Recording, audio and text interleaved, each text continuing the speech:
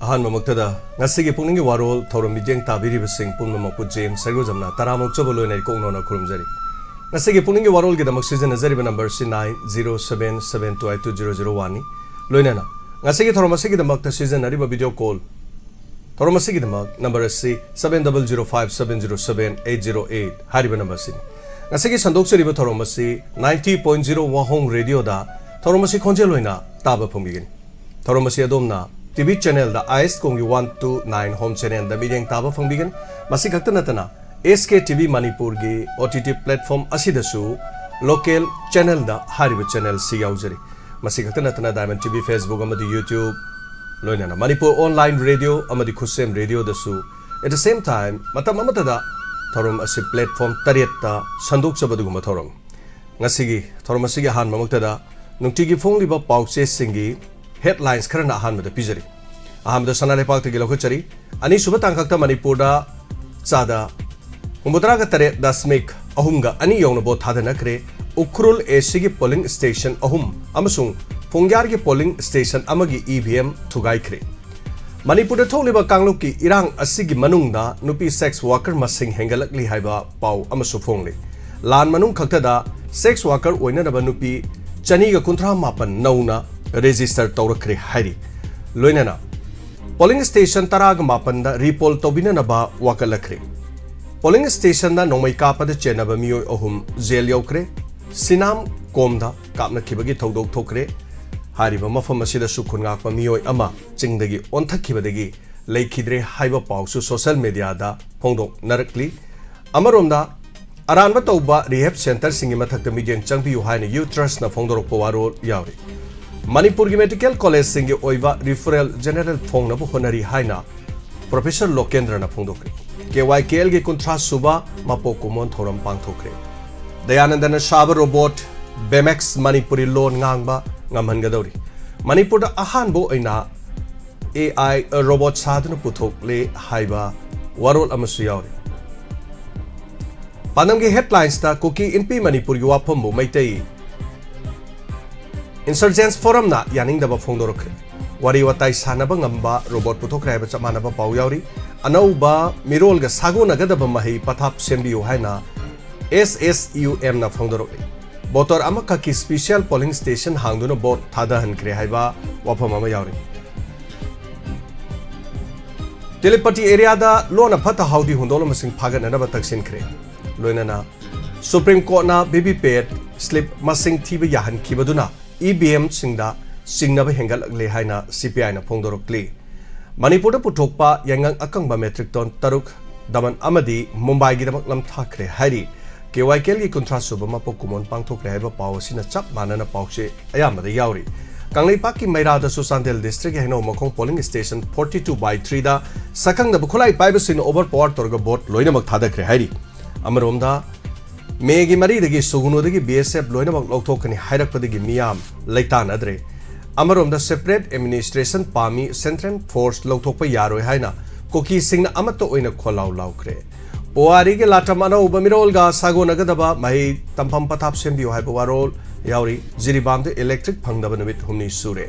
Ning Simbai, Manipurgi district Mangada Su, Hausi Pava, Mai Pangdaba Cameron Yauri Adubu. Ngarang dagi Pungkai Pung Amama Mai Pangaba Mapong Kara Yaurabasu, Mapong Karadi, Numit Humni, Helak Lava Power the Mai Sumpang Pangnakidre. Masi Ayamba Tokiba, Nonglay Nuksitugi, Madudagi Kudong Sadaba, Maram Singasinani Aduga Marak Asida Electricity Department Su, Miam the Mai Panganaba Ahing Nuntil Kangana, Yamna Kanna Sem Sabagi Tabak Satari. Amaronda, Ziribamda, Nuntil Pung, Maridagi Chada, Yankai Hundoy Dasmik. Ahum Amabo Tadanaki polling station and the EBM mission Yarakta with the Yapan Bo Oiki. Nuktigi Fongleba Pause, where Lampaugi headlines the Su, Outergi boat, Makogi Honabichingi, Kolai Pibasing election motor selection or with home Mami Karatakre. Amaronda EBM BBP Pusad, Chama verification Tobu Apam Supreme Court Yakidrabasu, BB Pet symbol loading process Lorematuna symbol loading unit shell Toduna Tamnava Kangan Kre. Amarom the Singi Kulai Piba Sakang Dabsing polling station Taramapan and Nampu Hapu the repol Nampu Haputa Gredi Pol to Woodam had a congress na Pondorogli, Sinam Kulgi, Maikang sing the Koki terror singer Kungapa Singapore Kutona Kre, Narendra Modi वो चाही तरुक मिखल द सरुक याहंदनबा Delhi high court न petition अमा file तरुक्रे हाइरी लोइनेना इम्फाल द पुरकदबा FCI गी सिंग जिरिबाम रेलवे प्लेटफॉर्म द कुइना थमजलबदा नोंग खांग साइरेबा फोटो कोना न मेक्सेन उली येकनबो ओइना लौनदुना इखोय मसेल हानबगी तांकक अमदा लाकप चुमदे डॉक्टर नरन फोंदोकप वारो KYKL गी कुंथ्रा सुब मपोक कुमो थौरम पांगथोकिबगी फोटो न चिंग यावरी लोइनाना आउटर द चिंगी बोटर सिंगो मसक फजना खंगबीबा कैंडिडेट पामजखिबनी हाइना फोंदोरक्ली लोइनाना पोनोफोंगी हेडलाइंस तसु आउटर मणिपुर की अनिसुबा तांका की मिखल सादा 93.3 चांग बोट थादना क्रेबा पाउ यावरी पोलिंग स्टेशन द नोंगाई काप्सन मद चेनबने हाबे मी हुम jail थाजिन cray लोइनाना Manipur the फंगबा यांगंगदा कुरकुनी मिनगी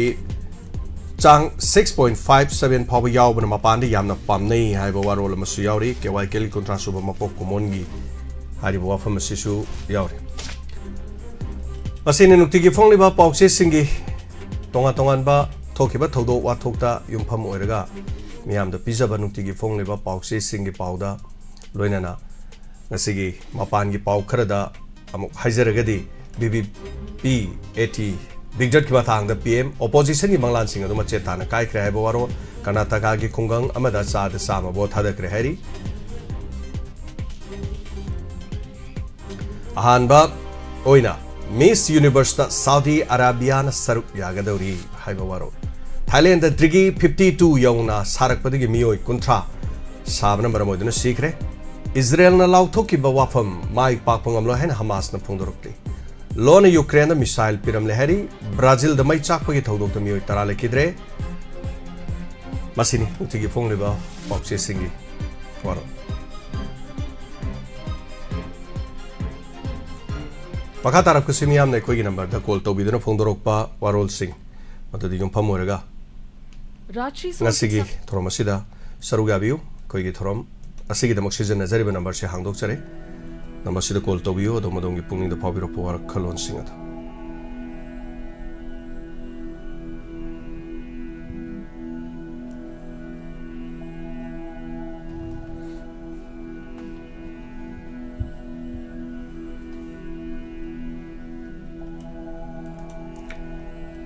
ngasigi thorom asida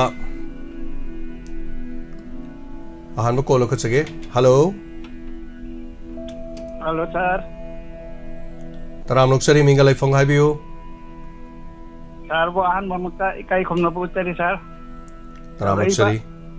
phone to rai ba ya sir yari pok changam da di sagolok da gi safari ni sir tapiu kari wa phong haibini sir gi speaker tayar hi am numai re sir go na numai ke sir ke anak pami ni sir bu kadai mo mi hi le te sir sir ki roll lo ri ba sir na roll lo wi ri ba sir ma si sir kai no si dai ko ri ke sir gum ba ani suna le ra moi dra in khali ye sir si anak pa ma ko me sir ko se sir an ma ma ka ta no oza kai sho thodok pa leite chama nei do ja sir di minister oi ra di sir ko ki kai no ke manipur se ing na tap na pan ba nang bo do mali sir kadai de ya am na phagra adugumba matik mapa leijadri thagachari koina hona jariba khara sing thabiba togjariba sigi ko tang haibirakpa asengba sagi koksigi leite sagi koksigi ni mata leiro sagi keno punging yoron da jumina hanak pa wahang si second part is omniva nomba sagi kokse am pagresa nahan tang kun mai ke nusito sa mada sa aigi keno je tole tolo huntok igre oho aduga sa aigi yum de so khangpak ni ba sa ko ji jopi na tha da bi no na wati na karan phar ga keno to tin ne ba sa khangpak ne ba duna ai ti pamung be hipga leibani na ho la chen masung ngam da ba sa aduna as khangpak si ka sa keno amak pai khati bhu lo pai khale amak dhok tare amak pai khale dhok tare to sa ai na Allahu akbar ina law re ni sa ki dena sa as ท่านตะโกยเลยทุกท่านนุ่มเชี่ยตัวขังปักชีวิตไปกระไรขันเลยนุ่มเชี่ยมาสุดน้ำดาพมุงนัดตาเลยวันนี้นะที่ท่านตะโกยเลยมานะแกพบอะไรกันเป็นทางหนุนเมื่อกี้ตะเกียบอะไรกันนี่นะนี่ที่ไอ้นั่นเล่าเล่าจนใจดีวิสิ่งนั้นสิ่งตัดที่พักเรชาหรือว่ามังกรกินอหุ่งข้าวเนี่ยดูมาโอ้ยผมตัวปีละเนี่ยที่ตัวเล็กเรามาสุดว่าสักวันน่ะสานไอ้นั่นตัวเราไม่สักดูนะน้องไอ้คิดเรื่องนั้นน้องอะไรก็มานะแต่เช่นจะจะนะไอ้น้องมาตัวองค์นะก็เซนเซอร์ดีสักเซนเซอร์ดีลอยชัลเลยสักಅದು ಮೇಲೆ ತವೆ ಸಾಧನ ಸಾರಸಿ ಎಂಬತನ ಹಾಯ್ತಗೆ ಸಾರಸಿ ತಯಾರಿಸಿ ಅಮ್ತಾವನು Y ಸರ್ತಾರಿ ಬಿಜೋತಾರಿ ವಾಯಿನ ತಾರಿಯ ಸ ಪಮುಂದ್ರ ಹಿಪ್ಪಗ ಸ ತಗಚರಿ ಓಜಾ ಮೈ ಬುಲ ಆಬ್ರೋ ಜಿಪೋ ಜಾವೈ ಸೈತಾ ಮೈ ಲಾಕ್ತಿ ngasi humi ಅದು ನುಮಿತಿದಗಿ ಲಾಕ್ತಿರಿ ನಿ ಸ ಓಜೆ ಪೋ ಲಾಕ್ತಿ नुमित humni surakpanina aikoidasu awaba yamna oire mai se radio gi mutarabu honarakpase ado Pukning Warol loiraga nungthil sing hak lepsaraga numidang da muk thanaba honajage mai laktagati haidana ngasi se kara nungthil ju sem sabagi thaba khara sathagadaba studio da aduna yam nungaijare za tabi bagi damak thorom sima pung phanna sarug yabirak pagi damak haininga leitana thagachari za mathangi caller da mu khudong chaba mu pijari thank you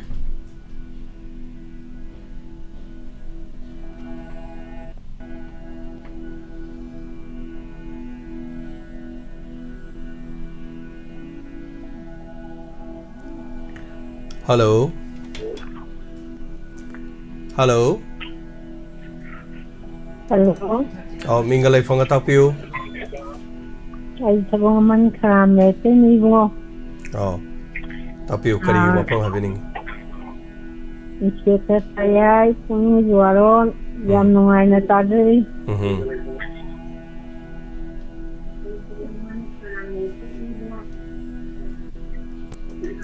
Mafam sinada lebih rapor tay kari happening bagi. Kaino ako'y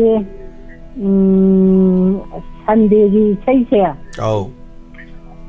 Ako'y nimla yema kano do yahon bayaro jiro. Matang ni ma koi tanzai yang ke yahon gani na hanik ta habi adi mi ni go wai bani na tanza phanga ga ta dum tau jara ke matang tam sa bada dum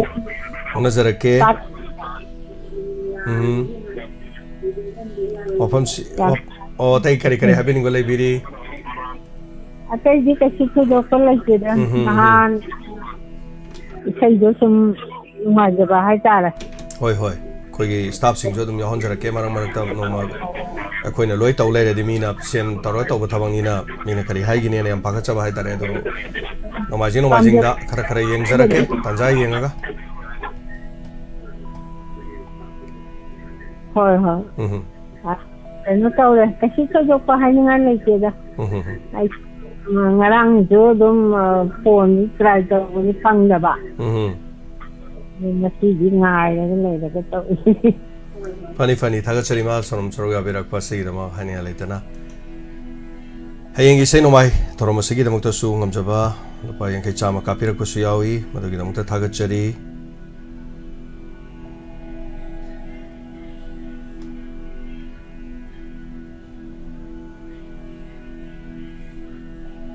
Mathangi caller da khudong chaba pijari mathangi caller na sarug yabiyo phone do piyo thorom asida Hello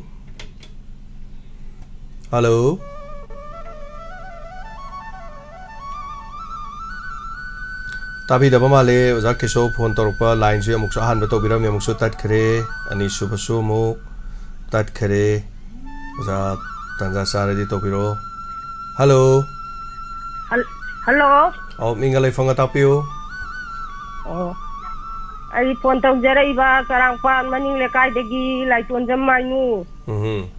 Tanam luxury. Ha ay kayumba kita phone tong jara ke hayengi. Seido. Hoy. Ado seido bide magta ay GT number to angka thabiro oi sei do gi paisa kita katara ke tawba. Hoy phone number sei soidana capture ke thajara ke message hoina do hang to piraga ꯊꯥꯡ ꯆꯠꯂꯦ ꯈꯛꯇ ꯌꯥꯔꯦ ꯋꯥꯐꯝ ꯁꯤꯅ ꯂꯣꯏꯔꯕ꯭ꯔꯣ ꯑꯇꯩ ꯀꯔꯤ ꯀꯔꯤ ꯍꯥꯏꯕꯤꯅꯤꯡꯕ ꯂꯩꯕꯤꯔꯤ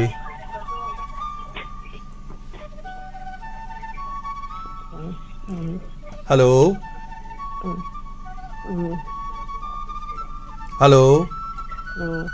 ꯑꯗꯨꯒ ꯀꯔꯤꯒꯨꯝꯕ ꯈꯛꯇꯒ ꯍꯥꯏꯖꯈꯤꯒꯦ ꯁꯥ ꯍꯥꯏꯕꯤꯌꯨ ꯑꯣ ꯑꯩꯅꯅꯦ ꯐꯣꯡꯗꯣꯛꯆꯅꯤꯡꯕꯗꯤꯕꯀꯣ ꯑꯩꯒꯤ ꯊꯃꯣꯏꯒꯤ ꯑꯣꯏꯕ ꯏꯁꯩ ꯍꯜꯂꯣ ꯇꯥꯖꯔꯤ ꯍꯥꯏꯕꯤꯌꯨ ꯇꯥꯕꯤꯕ꯭ꯔꯣ ꯐꯖꯅ ꯇꯥꯖꯔꯤ ꯍꯥꯏꯕꯤꯌꯨ ꯍꯜꯂꯣ ꯇꯥꯖꯔꯤꯌꯦ ꯍꯥꯏꯕꯤꯌꯨ ꯇꯥꯖꯔꯤ ꯃꯈꯥ ꯇꯥꯕꯤꯌꯨ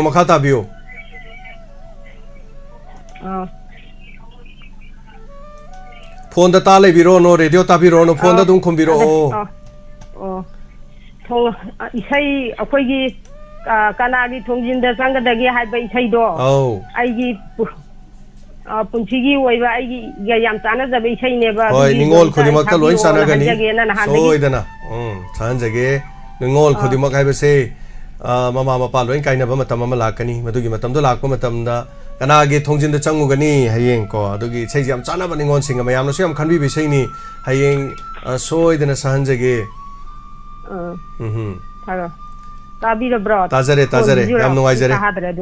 ꯊꯦꯡꯛ ꯌꯨ ꯑꯩꯒꯤ ꯊꯥꯒꯠꯆꯔꯤ ꯄꯨꯟꯁꯤꯒ ꯌꯥꯝ ꯆꯥꯟꯅꯖꯕ ꯏꯁꯩ ꯑꯣꯏꯕ ꯑꯗꯣ ꯑꯩꯅ ꯇꯥꯖꯅꯤꯡꯗꯅ ꯇꯧꯕꯅꯦ ꯐꯅꯤ ꯑꯩ ꯁꯣꯏꯗꯅ ꯍꯌꯦꯡ ꯇꯧꯍꯟꯖꯒꯦ ꯊꯦꯡꯛ ꯌꯨ ꯊꯥꯒꯠꯆꯔꯤ ꯏꯃꯥꯁꯦ ꯑꯩꯈꯣꯏ ꯐꯣꯟꯗ ꯑꯃꯨꯛ ꯇꯥ ꯂꯩꯔꯦ ꯔꯦꯗꯤꯑꯣꯗ ꯑꯃꯨꯛ ꯇꯥ ꯂꯩꯔꯦ ꯑꯗꯨꯅꯅꯤ ꯔꯦꯗꯤꯑꯣꯗ ꯁꯣꯏꯗꯅ ꯇꯥꯕꯤꯔꯝꯃꯅꯤ ꯑꯩꯅ ꯈꯨꯝꯖꯈꯤꯕ ꯄꯥꯎꯈꯨꯝ ꯏꯃꯥ ꯊꯥꯒꯠꯆꯔꯤ ꯑꯗꯣꯝꯒꯤ ꯐꯣꯟꯗ ꯖꯤꯄꯦ ꯀꯥꯞꯈ꯭ꯔꯕꯅꯤ 9862030608 ꯀꯥꯞꯄ ꯀꯥꯟꯗ ꯃꯤꯡ ꯂꯩꯐꯝꯗꯤ ꯏꯕꯤꯔꯛꯑꯣ ꯃꯤꯡ ꯂꯩꯐꯝ ꯏꯔꯛꯇꯗꯤ ꯍꯌꯦꯡ ꯄꯩꯁꯥ ꯀꯥꯞꯈꯤꯕꯅꯤ ꯃꯌꯥꯝ ꯌꯥꯝ ꯍꯥꯏꯅꯕꯗꯣ ꯍꯜꯂꯣ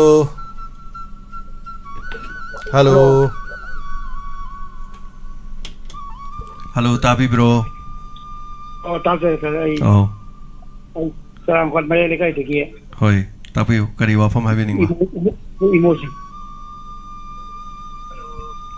ꯇꯥꯛꯄꯤꯌꯨ ꯀꯔꯤ ꯍꯥꯏꯕꯤꯅꯤꯡꯕ ꯇꯥꯛꯄꯤꯌꯨ ꯍꯧꯖꯤꯛ ꯃꯇꯝꯁꯤꯗ ꯇꯧꯔꯤꯁꯤꯕꯨ ꯅꯨꯡꯁꯥꯅ ꯃꯔꯣꯝ ꯁꯥꯔꯤꯕ ꯐꯦꯟ ꯅꯨꯡ ꯑꯗꯨꯒ ꯍꯧꯖꯤꯛ ꯐꯦꯟ ꯃꯩꯒ ꯂꯥꯡꯅꯔꯤꯕ꯭ꯔꯣ ꯇꯧꯔꯤꯁꯤꯕꯨ ꯃꯩ ꯂꯥꯛꯇꯦ ꯃꯩ ꯉꯥꯏꯍꯥꯛ ꯂꯥꯛꯑꯝꯃꯤ ꯉꯥꯏꯍꯥꯛꯇꯪꯗꯤ ꯂꯥꯛꯑꯝꯃꯤ ꯑꯗꯨ ꯖꯦꯅꯦꯔꯦꯇꯔ ꯉꯪꯖꯔꯤ ꯂꯦꯞꯇꯅ ꯋꯥꯍꯣꯡ ꯔꯦꯗꯤꯑꯣꯁꯨ ꯉꯪꯖꯔꯤ ꯗꯥꯏꯃꯟ ꯇꯤꯚꯤꯁꯨ ꯉꯪꯖꯔꯤ ꯑꯔꯣꯏꯕꯤꯅꯤ ꯍꯥꯏꯕ ꯇꯥꯔꯦ ꯈꯪꯗꯦꯅꯦꯅ ꯇꯧꯔꯤꯁꯤꯕꯨ ꯃꯩꯁꯤ ꯂꯥꯛꯇꯦ ꯐꯦꯟ ꯉꯥꯏꯍꯥꯛ ꯊꯥꯒꯗꯧꯕ ꯅꯨꯡꯁꯥꯅ ꯃꯔꯣꯝ ꯁꯥꯕꯅ ꯃꯩꯁꯤ ꯌꯥꯝ ꯀꯟꯅ ꯁꯦꯝꯃꯤ ꯃꯣꯏ ꯃꯩ ꯇꯔꯥ ꯇꯠꯄꯁꯤꯡꯗꯣ इलेक्ट्रिसिटीꯒꯤ ꯗꯤꯄꯥꯔꯠꯃꯦꯟꯅ GSCB ꯇꯧꯗꯅ ꯌꯥꯝ ꯀꯟꯅ ꯁꯦꯝꯃꯤ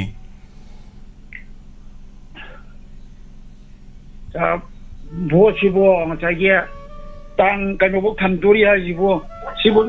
ꯃꯤꯑꯣꯏꯕꯒꯤ ꯊꯥꯖꯕꯒꯤ ꯋꯥꯡꯃꯗ ꯂꯩꯕꯗꯧꯅ ꯇꯧꯋꯤꯅꯦ ꯇꯥꯡ 4 ꯐꯥꯎ ꯊꯝꯒꯅꯤꯅ ꯖꯨꯟꯒꯤ ꯍꯣꯏ ꯑꯗꯨ ꯑꯉꯝꯕꯅꯤ ꯃꯣꯏꯅ ꯇꯧꯕ ꯑꯗꯨꯝ ꯇꯧꯖꯔꯁꯅꯨ ꯍꯣꯏ ꯑꯣꯖꯥ ꯏꯂꯦꯛꯁꯟꯒꯤ ꯋꯥꯁꯤꯗꯤ ꯈꯟꯅꯔꯒꯨꯝꯁꯤꯗ ꯑꯣꯖꯥ ꯑꯗꯨꯝ ꯊꯣꯛꯄ ꯑꯗꯨꯝ ꯇꯧꯔꯁꯤ ꯑꯩꯁꯨ ꯁꯣꯝꯗꯁꯨ ꯃꯃꯥꯅꯁꯨ ꯂꯥꯎꯔꯦ ꯑꯩꯉꯣꯟꯗ ꯄꯜꯂꯨꯅꯣꯅ ꯊꯥꯒꯠꯆꯔꯤ इलेक्शनगी अदम थोकपा अदम तौजनी अदम फजना इलेक्शन लोइग्रे सिगी मखा ताबदी सेक्शन थौरांग पुनमक तौरगा अफबा माइकैदा लाखपो रसनो ओजा को थैंक यू होय ओ याम फैके सोमा सिगतने साबने कादो थगचरी नुंसान मरोल म साबने मैन मरोल हम लाक्तमने थगचरी मथंगी कॉलर दा खुदोंग साबा पिजरी Kaka Somrendro Thagachari Tayaigi Serisi Numit Khudingi Tajabane Adubu Handakti Mai Laktabadagi Taba Fangdre Aidi YouTube Ta Tajabane Thagachari Kaka Mai Lakpo Rasano Hello Hello Salam Nokchari Mingalai Fong have you you remember the Sanitari Kari Kari Habining Ba Oh, Sagi Spectre, the eye, the Singamaga Sama Subagiga. Spectre, Pukning, you are on door. Oi. I don't know, don't Tazaba. I know Pukning, you are on here. No Chalapagi, Sagi. Take care, I would do. I do, how they look, what I'm touching, cinema, cook it as a bread. ꯌꯥꯝꯗꯦ lupa 300 ꯈꯛꯇꯪ GPꯗ ꯀꯥꯞꯆꯔꯒꯦ ꯇꯧꯕ ꯑꯗꯨ ꯁꯤ ꯑꯩꯒꯤ ꯕꯨꯗꯤ ꯅꯠꯇꯦ ꯑꯉꯥꯡꯗꯩ ꯇꯧꯔꯛꯄꯅꯦ ꯑꯩꯒꯤ ꯐꯣꯟꯗꯤ ꯁꯤꯗ ꯁꯥꯒꯤ ꯄꯨꯛꯅꯤꯡ ꯋꯥꯔꯣꯜ ꯊꯥꯔꯤꯌꯦꯕꯀꯣ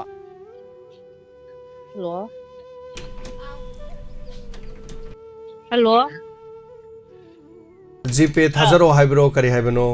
ꯑꯧ ꯁꯥꯔ lupa 300 ꯈꯛꯇ ꯀꯥꯞꯆꯔꯒꯦ ꯇꯧꯕꯅꯦ ꯀꯩꯅꯣ ꯑꯩꯒꯤ ꯅꯝꯕꯔ ꯁꯤꯗꯤ ꯑꯉꯥꯡꯒꯤ ꯅꯝꯕꯔꯗꯩ ꯇꯧꯔꯛꯄꯅꯦ ꯑꯩꯒꯤꯗꯤ ꯁꯦ ꯄꯨꯛꯅꯤꯡ ꯋꯥꯔꯣꯜ ꯊꯥꯔꯤꯕ ꯁꯥꯔ ꯑꯗꯣ ꯁꯤꯒꯤ ꯅꯝꯕꯔꯁꯤꯗ ꯃꯦꯁꯦꯖ ꯊꯥꯖꯔꯛꯑꯒꯦ ꯍꯣꯏ ꯅꯝꯕꯔꯗꯣ ꯊꯥꯕꯤꯔꯛꯑꯣ ꯑꯗꯨꯒ ꯀꯥꯞꯁꯜꯂꯛ ꯁꯤ ꯈꯛꯇ ꯍꯥꯏꯖꯒꯦ ꯇꯧꯕꯅꯤ ꯁꯥꯔ ꯊꯦꯡꯛ ꯌꯨ ꯊꯥꯒꯠꯆꯔꯤ ꯊꯥꯒꯠꯆꯔꯤ ꯁꯥꯔ ꯊꯦꯡꯛ ꯌꯨ ꯁꯥꯔꯒꯤ ꯄ꯭ꯔꯣꯒ꯭ꯔꯥꯝꯁꯦ ꯌꯥꯝ ꯅꯨꯡꯉꯥꯏꯈ꯭ꯔꯦ ꯊꯦꯡꯛ ꯌꯨ ꯐꯕ ꯌꯥꯏꯐꯕ ꯑꯣꯏꯃꯤꯟꯅꯔꯁꯤ ꯃꯌꯥꯝ ꯄꯨꯝꯅꯃꯛ ꯏꯟꯁꯄꯦꯛꯇꯔ ꯇꯌꯥꯏꯁꯨ ꯂꯤꯁꯤꯡ ꯁꯨꯖꯜꯂꯛꯄ ꯍꯌꯦꯡꯁꯨ ꯏꯁꯩ ꯂꯩꯕ ꯑꯗꯣ ꯍꯌꯦꯡꯐꯧ ꯉꯁꯤ ꯂꯤꯁꯤꯡ ꯁꯨꯔꯒ ꯍꯥꯏꯇꯥꯔꯦꯅꯦ ꯑꯇꯣꯞꯄ ꯊꯧꯔꯝ ꯑꯃꯗ ꯅꯨꯃꯤꯗꯥꯡ ꯀꯔꯤ ꯇꯧꯕ ꯌꯥꯕꯒꯦꯗꯣ ꯑꯩꯈꯣꯏ ꯌꯦꯡꯖꯔꯛꯀꯦ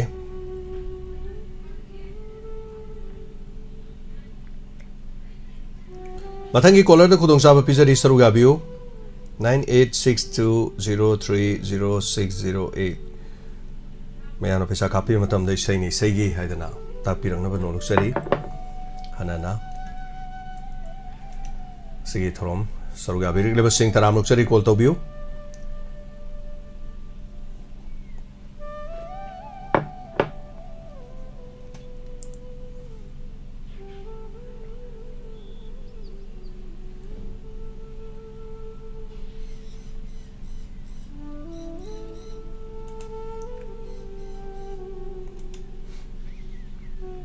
Facebook Live telebiri bamiyo yangkai taram nokchari aduga YouTube live streaming telebiri bamiyo chamga gani phuni thoi taram nokchari hello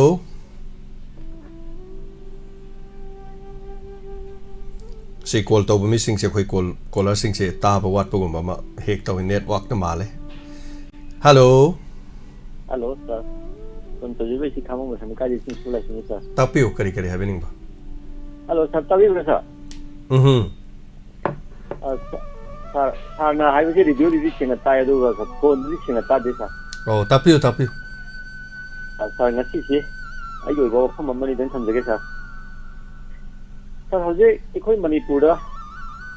tangdu lai ta ra matam sida vote amgi mamman te chuki mati wange sir ngaran gi election sidage sir ai ta jare sir maram di habiu akhoi gi more da leba higher secondary amada only one voter amma khaki da mukta sir akhoi gi polling station ama hanbiduna vote hadan kriya ba paw mukta ta ja hoye sir yamna nungai je sir sigumba pireba tanpham sida akhoi gi voter amma gi bill ku je suki wangma ewa tampak lam da tariba ko mitai community haje ba tar sir akhoi gi biluna suki mating niemba bani sir hoje akhoi gi bilu si ni ma haje badi akhoi praja sing asi mioi kyama chipi kam na kare kyamna sopal hoiduna leiri kyamna religion da leiri hai be sing chigi di kana matana kari mata haibi dawa ngasi phobal leiri ba tanthak hona biram bidi yai adubo akhoi gi niyeng da di hona bidi ne lojai sir chingkhong chingya da khunna ser ba mioi kyama su bo thadaba phangdana punchi lo mo gi dum ta di bo thadaba ne chim kai na chinbi gi de adubo ngasi makki outer gi ganung sidan madu kana gum kharna de hai energy both ne na su takpi madu energy bo gira outer bo gira ma amma bo bot tara amagi bilu de suki mati wangi na lobi daga ma gi namu bi bot hadan laga kari gi tamak tada ingkhong tingja da aikoi iram dam manipur gi ngam khai kai bi yaroi aikoi amato oi minaga dam ni hain law ba chingja di bot achi gumba bot hadam amma bu chindi gi daba achi yam lai bak tibani aduna aina praja sing sidagi aina mor lawder matung sar aina government amutang haijari badi sigumba awana taraba singda amutang miyang changdiraga awana taraba praja sing chi nakhoi gi nata nanau ni nakhoi gi maruk mapang ni khandiraga amutang miyang changdiraga praja sing gi awaba singtang kanbiwa bisina ahan boijage sar daga ani shibasina sa hoje akhoi gi ngarang nahan akhagarau thokpadagi manipur gi mafam ayambada mai gi phibam chasuki matik thatre thatiba marksida akhoi gi prepaid meter paliba singi da maktadi nongmagi mai lakta su nongmagi sa si sum choi shoidana lupa ahum dene mari phawan nunti gi dum lokthok piri dum kakpiri aina hayen ningi badi sigumba any kinds of tax the praja sindagi nunti lobiriyo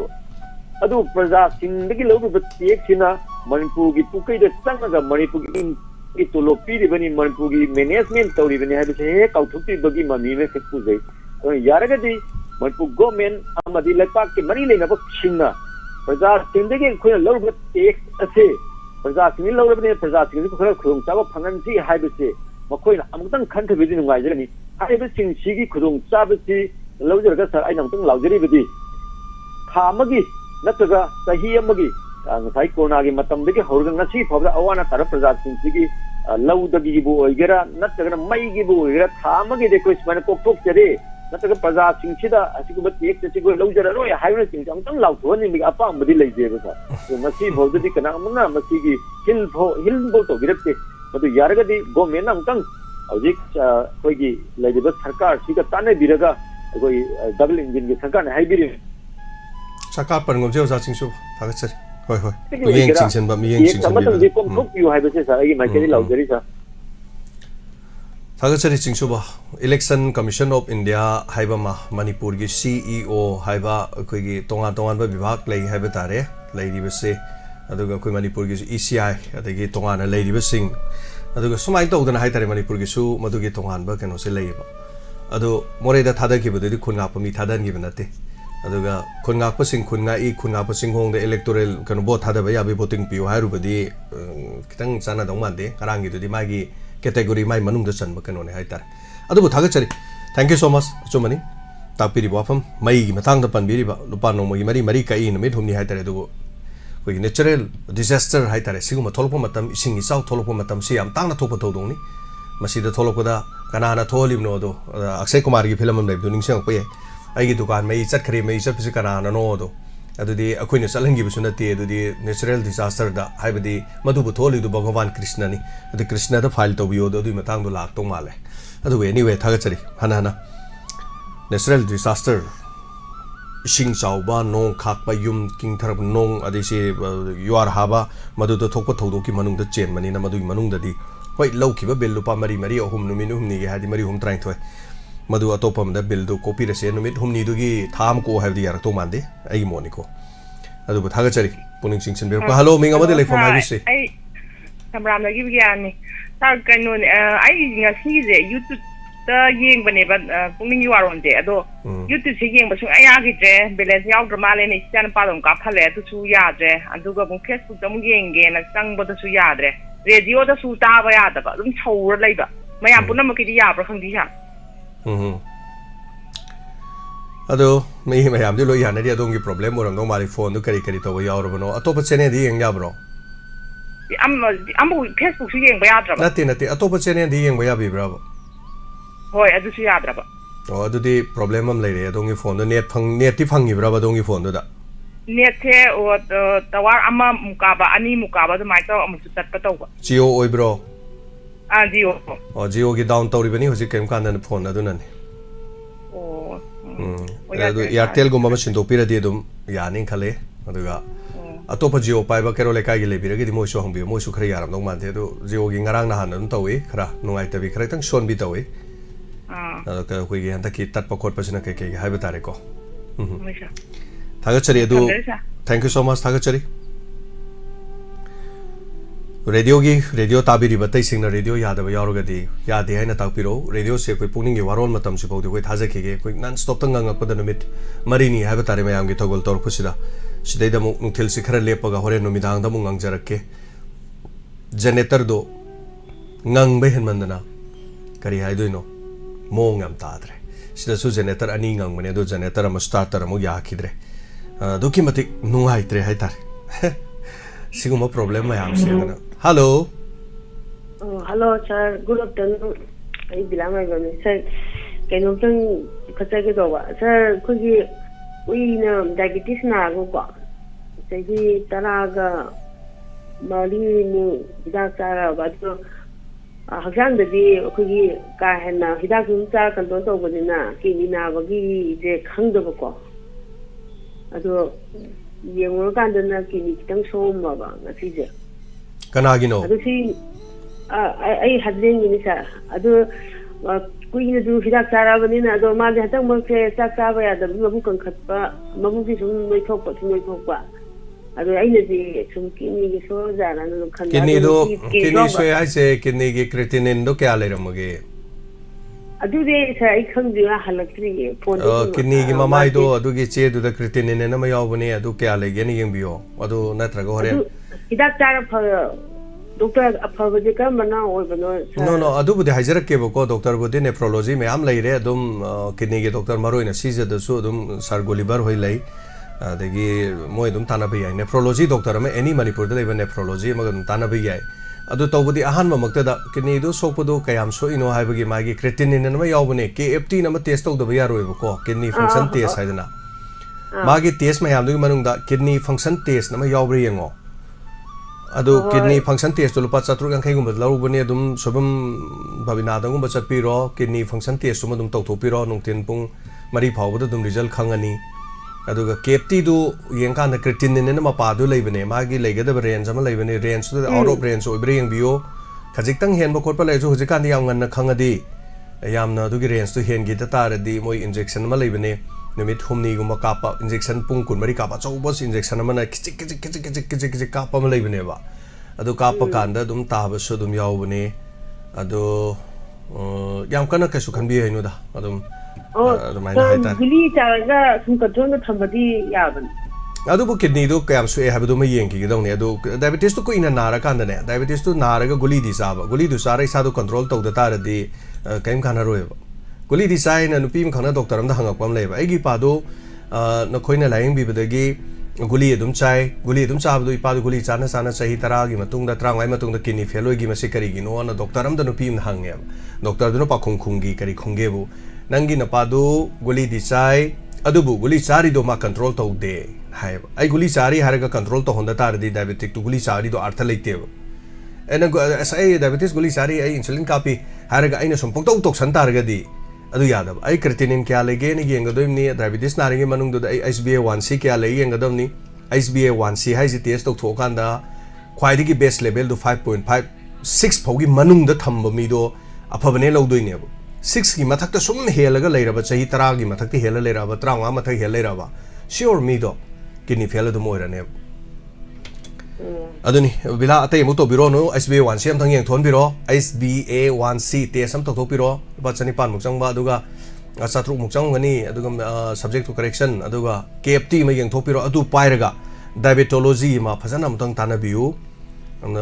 little clinic तसु दुम doctor Romesh लाइबने अदगी Hemant Kumar खुराई दसु लेरे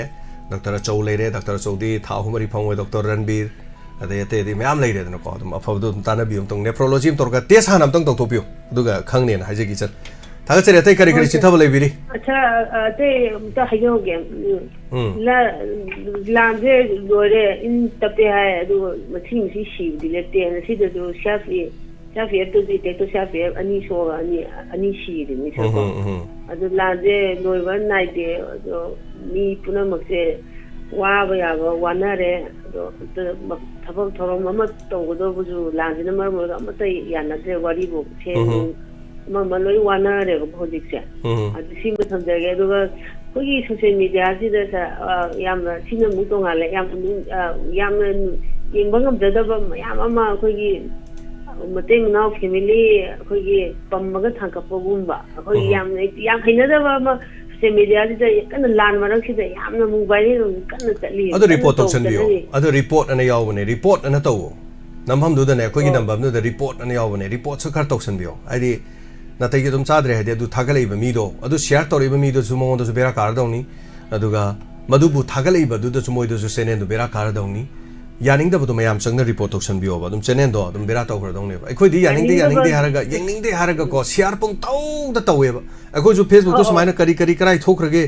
नुवाइतबा पाउ याउ जालन hyphae चिंखले येंगोबदा अदुगुम्बा मयाम हाइतारे नुपीदुगिसु मबुंग Mopa लेगनी mama Mopa लेरंगनी अदगी कनोदुदा कांगधोन ममांग सुम कनो ममांग दो लेमिनदना तौरिदो अदु येंगबदा याम viva खदि येंबो यम चिंखलमगा चटना दुम चिंथैबा अदु शेयर तौरिबा मीसिंगदुनी येंनिंगदे दे हाय दु येंगबदे दु मने याम हेले अखोइना मीम तो मतेंग पांगसी सुमाइ तौसी मयाम अखोइना तरसु सिगुमम लेरे गान हाइरुबदि येंबिना मी लेते अदुगुमदुदि याम तोइबा कनो येंनिंगदे हाय पंगेंग येंगेबा ꯑꯗꯩ ꯑꯁꯣꯝꯗꯁꯨ ꯑꯁꯣꯝꯒꯤ ꯅꯨꯄꯤ ꯑꯃ ꯂꯩꯗꯥꯏꯅꯦ ꯋꯥ ꯄꯪꯉꯥꯡꯗ ꯉꯥꯡꯕꯗꯣ ꯑꯗꯨ ꯌꯦꯡꯅꯤꯡꯗꯦ ꯍꯥꯏꯔ ꯃꯥꯏ ꯚꯤꯗꯤꯑꯣꯗꯨꯗꯤ ꯑꯁ ꯌꯦꯡꯕꯗ ꯂꯣꯏꯔꯦ ꯃꯥꯗꯤ ꯄꯩꯁꯥ ꯌꯥꯝ ꯐꯪꯉꯦ ꯃꯌꯥꯝ ꯆꯪ ꯌꯦꯡꯕꯤꯕꯗ ꯁꯅꯥꯒ ꯁꯥꯔꯗꯣꯔꯝꯅꯤ ꯃꯌꯥꯝ ꯆꯪ ꯌꯦꯡꯕꯤꯔꯒ ꯀꯩꯅꯣꯗ ꯚꯤꯗꯤꯑꯣꯗꯨ ꯌꯦꯡꯁꯟꯕꯗ ꯂꯥꯛ 5-6 ꯌꯦꯡꯁꯟꯕꯤꯔꯦꯕ ꯂꯥꯛ 5-6 ꯌꯦꯡꯁꯜꯂ ꯃꯥꯗꯤ ꯂꯥꯛꯇꯨꯗ ꯁꯣꯟ ꯌꯦꯡꯕꯗ 10,000 ꯐꯪ 90,000 ꯍꯦꯟ ꯐꯪꯉꯦ ꯚꯤꯗꯤꯑꯣ ꯑꯃ ꯊꯥꯒꯠꯄꯗ ꯃꯤꯗꯤ ꯑꯗꯨꯗꯤ ꯊꯥ ꯑꯃꯗ ꯚꯤꯗꯤꯑꯣ 3ꯂꯛ ꯊꯥꯒꯠꯂꯗꯤ ꯂꯥꯛ ꯑꯃ ꯍꯦꯟ ꯐꯪꯈ꯭ꯔꯦꯕ ꯑꯗꯣ ꯄꯪꯌꯦꯡꯗ ꯌꯦꯡꯉꯦ ꯃꯌꯥꯝꯅ ꯁꯤꯌꯥꯔꯗꯣ ꯄꯪꯇꯧꯗ ꯇꯧꯕꯗꯣ ꯑꯗꯨ report ꯇꯧꯁꯟꯒꯗꯧꯅꯤ ꯍꯥꯏꯇꯥꯔꯦꯅꯤꯀꯣ ꯕꯤꯂꯥ sir aroibado ko sir ise tayai ana hinda nugda khoi pung baro mutung sanare ko sana mutung aina ayuk ta tabam tamda 5 hour manu te tharame du ai community je community ge to buje yadar hoi comment pi bu som da pi dana bana option am khol lai comment pi dana ban option do thenga me nga ngai na sum semtok semjin to bu do ko dumaina tum to le hai tare aina kaino ne chat to sum tha lai chat da di chat di na ma di community bu di yadre ko mai matam do hela ni adu yadar bagi adu kai gi nom tang adum tang hangja ge to am bani da sa ri ha ga thamja thagachari bila thank you so much thagachari ahibam bijoy sar bijoy ming khangde na tapi ado aigi hek phamjari ba aigi puk makha ji ming thajari thagachari aigi ming James kaujai James Haigrujam kaujai thagachari oja aduga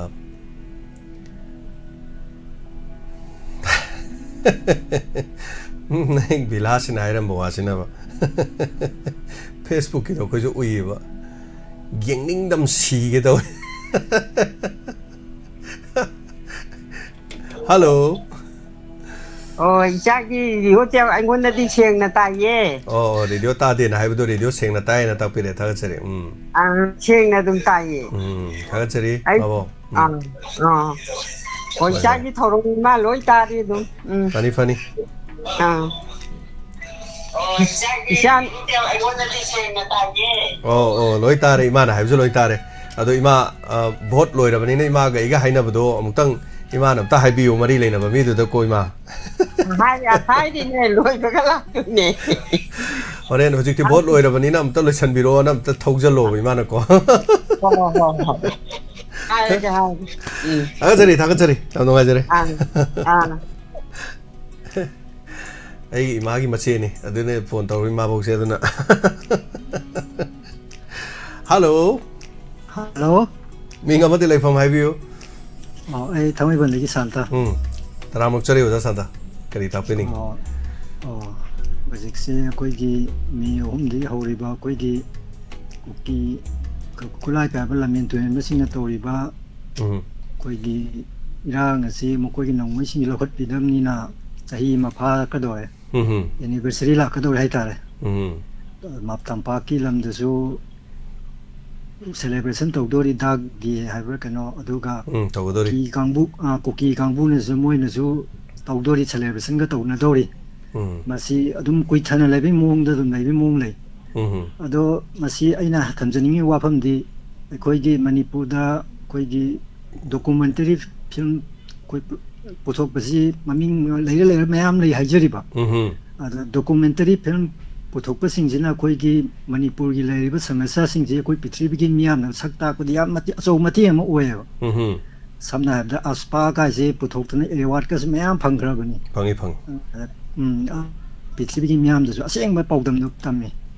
समाय तौदना हुजी हुजी लेरिबा इरांग सिदा कोई की सरकार नगा कोई की खुलाई सिंग लखतबा सिंग the बोइरा तम the बोइगरा अदुदगी चुचामपुर दगी पाक्तक न मैते सिंग तानथोरपा अदुदगी जुंग कई गलोय मा केम खाय न तौब मोरे दगी तानथोरे बा मयाम जी कोई की डॉक्यूमेंटरी फिल्म पुथोपि सिंगलगा सिगी काजे पुथोपि बा याबगी ओथोपगा लेब्रा सिगाजे कितन खनबिरगा तौबिरगा दी पृथ्वी की मियाम नगा कोई की सेरान तुरान कोई की दी कोई की इंटरनेट से याम कोई न थिंजलुबने न कोई न याम न मांगजिन थागरे हाय तारे कोई सोशल मीडिया ददी कोई कुकी हायगदरा कोई कांगबु सिंजना कोई तंपाक्ता इंटरनेट थिंगिदा कोई असेंग बसिंग दो सिंगदो कदबु तंजा दो पुंथिंग थिंजन बिर लई तंजा ददी मोई की दी अदुम कोई की पृथ्वी की मियाम द सेरान तुरान बा मयाम पाव से संदोपि गे हाय तारे अदुना अमेरिका द बोइगेरा ब्रिटेन द बोइगेरा मखोइन पुथोरक बजे मरुइनगा कोई की धर्म द एटेक तौबगुम बि मोंगुम्बा ꯑꯗꯨꯒꯤ ꯃꯑꯣꯡꯗ ꯄꯨꯊꯣꯛꯑꯒ ꯍꯦꯛ ꯇꯧꯋꯦ ꯍꯥꯏꯇꯥꯔꯦ ꯁꯦꯔꯥꯟ ꯇꯨꯔꯥꯟꯅ ꯑꯩꯈꯣꯏꯒꯤ ꯃꯥꯏꯅꯣꯔꯤꯇꯤꯁꯤꯡꯁꯦ ꯑꯩꯈꯣꯏꯒꯤ ꯃꯩꯇꯩꯁꯤꯡꯅꯒ ꯅꯝꯊꯕꯒꯤ ꯃꯑꯣꯡꯗ ꯑꯣꯏꯅ ꯁꯦꯔꯥꯟ ꯇꯨꯔꯥꯟꯅ ꯃꯑꯣꯡꯗ ꯇꯧꯔꯛꯄ ꯑꯗꯣ ꯃꯁꯤꯒꯨꯝꯕꯁꯤ ꯊꯣꯛꯇꯅꯕ ꯑꯩꯈꯣꯏꯒꯤ ꯑꯩꯅ ꯄꯟꯖꯈ꯭ꯔꯤꯕ ꯑꯩꯈꯣꯏꯒꯤ ꯗꯣꯀꯨꯃꯦꯟꯇꯔꯤ ꯄ꯭ꯔꯣꯗ꯭ꯌꯨꯁꯔꯁꯤꯡꯁꯤꯅꯒ ꯐꯤꯂꯝ ꯄꯨꯊꯣꯛꯄꯤꯁꯤꯡꯁꯤꯅꯒ ꯍꯧꯖꯤꯛ ꯂꯩꯔꯤꯕ ꯊꯣꯛꯏꯕ ꯏꯔꯥꯡꯁꯤ ꯃꯇꯥꯡꯗꯒ ꯃꯔꯤꯛ ꯆꯨꯝꯅꯒ ꯅꯝꯕꯤꯔꯒ ꯄ꯭ꯔꯤꯊꯤꯕꯤꯒꯤ ꯃꯤꯌꯥꯝꯁꯤꯗꯒ ꯈꯪꯍꯟꯕꯤꯔꯒꯗꯤ ꯃꯁꯤ ꯌꯥꯝ ꯆꯥꯎꯕ ꯃꯇꯦꯡ ꯑꯃ ꯑꯣꯏꯒꯗ꯭ꯔꯥꯅ ꯈꯟꯖꯕ ꯑꯩꯈꯣꯏꯒꯤ ꯁꯝꯅ ꯍꯥꯏꯔꯕꯗ ꯑꯩꯈꯣꯏꯗ ꯇꯧꯔꯤꯕꯁꯤꯗꯤ ꯑꯩꯈꯣꯏꯒꯤ ꯇꯝꯄꯥꯛꯀꯤ ꯑꯦꯔꯤꯌꯥ ꯈꯔꯁꯤꯗꯒꯤ ꯑꯩꯈꯣꯏ ꯆꯠꯊꯣꯛ ꯈꯣꯠꯇꯣꯛꯄ ꯂꯩꯇꯗꯅ ꯀꯔꯕꯥꯔꯗꯒꯤ ꯀꯩꯗꯒꯤ ꯂꯣꯏꯅꯃꯛ ꯄꯣꯠꯊꯤꯡ ꯊꯤꯡꯉꯒ ꯊꯝꯖꯤꯟꯕꯤꯔꯕꯅꯤꯅ ꯑꯩꯈꯣꯏꯁꯤ ꯇꯁꯦꯡꯅ ꯃꯨꯠꯈ꯭ꯔꯖꯅꯨ ꯍꯥꯏꯕꯒꯤ ꯃꯑꯣꯡꯗ ꯂꯩꯔꯕꯅꯤꯅ ꯃꯁꯤꯗꯒꯤ ꯅꯥꯟꯊꯣꯛꯅꯕ ꯍꯣꯠꯅꯕꯗ ꯑꯩꯈꯣꯏꯒꯤ ꯐꯤꯂꯝ ꯄ꯭ꯔꯣꯗ꯭ꯌꯨꯁꯔ ꯑꯩꯈꯣꯏ ꯃꯔꯨꯑꯣꯏꯅ ꯗꯣꯀꯨꯃꯦꯟꯇꯔꯤ ꯇꯧꯕꯤꯔꯤꯕꯁꯤꯡꯅꯁꯨ ꯈꯔ ꯃꯤꯠꯌꯦꯡ ꯆꯪꯕꯤꯕ ꯌꯥꯕ꯭ꯔꯥ ꯁꯤ ꯑꯩ ꯊꯝꯖꯒꯦ ꯌꯥꯝ ꯆꯨꯝꯃꯦ ꯑꯣꯖꯥ ꯍꯧꯖꯤꯛ ꯍꯥꯏꯕꯤꯈꯤꯕꯗꯣ ꯑꯁꯦꯡꯕ 1958ꯒꯤ ꯐꯁꯄꯥꯒꯤꯗ ꯄꯨꯊꯣꯛꯈꯤꯕꯗꯣ ꯗꯤꯔꯦꯛꯇꯔ ꯍꯥꯎꯕꯝ ꯄꯥꯕꯟ ꯀꯨꯃꯥꯔ ꯀꯧꯏ ꯑꯗꯨꯒ ꯅꯦꯁꯅꯦꯜ ꯑꯦꯋꯥꯔꯗ ꯐꯪꯉꯤ ꯕꯦꯁ ꯅꯟ ꯐꯤꯆꯔ ꯐꯤल्मꯗ ꯑꯗꯣ ꯍꯥꯏꯔꯤꯕꯗꯨ ꯑꯩꯈꯣꯏꯒꯤ ꯃꯌꯥꯝꯗ ꯄ꯭ꯔꯤꯊꯤꯕꯤ ꯃꯌꯥꯝꯗ ꯎꯠꯄꯗ ꯃꯅꯤꯄꯨꯔꯗ ꯁꯨꯃꯥꯏꯅ ꯑꯐꯁꯐꯥꯒꯤ ꯑꯣꯠ ꯅꯩꯕꯁꯤ ꯇꯧꯕꯣꯏꯔꯦ ꯍꯥꯏꯗꯅ ꯈꯪꯈꯤ ꯑꯗꯨꯃꯥꯏꯅ ꯇꯧꯗꯅ ꯍꯟꯗꯛꯀꯤ ꯊꯣꯛꯈ꯭ꯔꯤꯕ ꯖꯨꯟ ꯉꯥꯛꯄꯤꯒꯅꯤ ꯃꯦꯒꯤ ꯇꯥꯡ 3ꯗꯒꯤ ꯊꯣꯛꯈ꯭ꯔꯤꯕ ꯅꯨꯡꯉꯥꯏꯇꯕ ꯊꯧꯗꯣꯛ ꯋꯥꯊꯣꯛꯁꯤꯡꯁꯦ ꯄꯨꯟꯁꯤꯜꯂꯒ ꯐꯤल्म ꯄꯨꯊꯣꯛꯂꯤꯕ ꯗꯣꯀꯨꯃꯦꯟꯇꯔꯤ ꯁꯦꯝꯕꯤꯔꯤꯕꯁꯤꯡꯅ ꯁꯨꯃꯥꯏꯅ ꯇꯧꯗꯅ ꯄ꯭ꯔꯤꯊꯤꯕꯤꯒꯤ ꯃꯤꯌꯥꯝ ꯄꯨꯝꯅꯃꯛꯇ ꯃꯗꯨꯕꯨ ꯈꯪꯍꯟꯅꯅꯕꯒꯤꯗꯃꯛꯇ ꯗꯣꯀꯨꯃꯦꯟꯇꯔꯤ ꯁꯦꯝꯕꯤꯔꯒꯗꯤ ꯍꯥꯏꯅ ꯇꯥꯛꯄꯤꯕꯅ ꯌꯥꯝ ꯅꯨꯡꯉꯥꯏꯖꯩ ꯁꯟꯖꯨ ꯕꯥꯁꯁꯄꯇꯤ ꯃꯌꯨꯝꯅ ꯗꯤꯔꯦꯛꯇꯔ ꯑꯣꯏꯗꯅ ꯑꯩꯈꯣꯏꯒꯤ ꯇꯧꯈꯤꯕ ꯍꯥꯏꯕ ꯇꯥꯔꯦ ꯑꯩꯈꯣꯏꯒꯤ ꯇꯣꯉꯥꯟ ꯇꯣꯉꯥꯟꯕ ꯄꯨꯊꯣꯛꯈꯤꯕ ꯍꯥꯏꯕ ꯇꯥꯔꯦ ꯗꯤꯔꯦꯛꯇꯔ ꯍꯥꯎꯕꯝ ꯑꯩꯈꯣꯏ ꯄꯥꯕꯟ ꯀꯨꯃꯥꯔ ꯑꯗꯨꯒ ꯁꯟꯖꯨ ꯕꯥꯁꯁꯄꯇꯤ ꯃꯌꯨꯝ ꯃꯈꯣꯏ ꯃꯌꯥꯝ ꯆꯪꯗꯅ ꯇꯧꯈꯤꯕ ꯐꯤल्मꯅꯤ ꯑꯐꯁꯐꯥ 1958ꯒꯤꯁꯤ IMDb ꯐꯥꯎꯕꯗ 8.4 ꯍꯦꯟꯅ ꯐꯪꯈꯤꯕ ꯍꯥꯏꯕ ꯇꯥꯔꯦ ꯊꯥꯒꯠꯆꯔꯤ ꯑꯣꯖꯥ ꯇꯥꯛꯄꯤꯔꯤꯗꯨ ꯌꯥꯝ ꯆꯨꯝꯃꯤ ꯖꯟꯇꯔ ꯃꯟꯇꯔꯗ ꯍꯟꯗꯛꯀꯤ ꯂꯥꯛꯂꯤꯕ ꯃꯦꯒꯤ ꯇꯥꯡ 3ꯁꯤꯗ ꯑꯩꯈꯣꯏꯒꯤ ꯐꯪꯁꯟ ꯑꯃ ꯇꯧꯁꯦꯅ ꯑꯩꯈꯣꯏ ꯁꯣꯝꯗ ꯈꯟꯅꯔꯤꯉꯩ ꯑꯩꯈꯣꯏꯒꯤꯅ ꯈꯕꯔꯗ ꯁꯣꯁꯤꯌꯦꯜ ꯃꯤडियाꯗ ꯈꯟꯅꯔꯤꯉꯩꯗꯨꯗ ꯃꯤꯒꯤꯅ ꯂꯣꯏ ꯂꯩꯔꯝꯃꯦ ꯃꯤꯒꯤ ꯂꯣꯏꯔꯝꯃꯦꯗꯤ ꯖꯟꯇꯔ ꯃꯟꯇꯔꯁꯦ ꯕꯨꯛꯁꯦ ꯃꯦꯒꯤ ꯇꯥꯡ 3ꯁꯦ ꯑꯩꯈꯣꯏꯒꯤ ꯈꯟꯅꯔꯤꯕ ꯀꯥꯡꯕꯨꯁꯤꯡꯁꯦ ꯁꯤꯁꯤꯅ ꯖꯟꯇꯔ ꯃꯟꯇꯔꯁꯦ ꯕꯨꯛ ꯇꯧ ꯂꯩꯔꯝꯃꯦ ꯃꯣꯏꯅ ꯑꯩꯈꯣꯏ ꯁꯣꯝꯗ ꯈꯟꯅꯔꯤꯉꯩꯗ ꯃꯣꯏ ꯁꯣꯝꯗ ꯕꯨꯛ ꯇꯧ ꯂꯩꯔꯝꯃꯤ ꯑꯗꯨꯅ ꯑꯩꯈꯣꯏꯒꯤꯁꯨ ꯑꯗꯨ ꯅꯨꯃꯤꯠꯇꯨꯗ ꯇꯧꯅꯦꯅ ꯑꯃꯨꯛ ꯍꯥꯏꯖꯜꯂꯛꯄꯁꯦ ꯑꯅꯤꯁꯤ ꯆꯌꯦꯠꯅꯗꯅ ꯍꯧꯖꯤꯛꯁꯦ ꯂꯩꯕꯗꯒꯤ ꯃꯈꯣꯏꯒꯤꯁꯨ ꯄꯤꯗꯕ ꯑꯩꯈꯣꯏꯒꯤꯁꯨ ꯄꯤꯗꯕ ꯍꯥꯏꯗꯅ ꯋꯥꯔꯦꯞꯅꯔꯛꯄ ꯑꯃ ꯂꯩꯕ ꯌꯥꯏ ꯍꯥꯏꯗꯅ ꯉꯔꯥꯡ ꯗꯦꯜꯂꯤꯗ ꯂꯩꯕ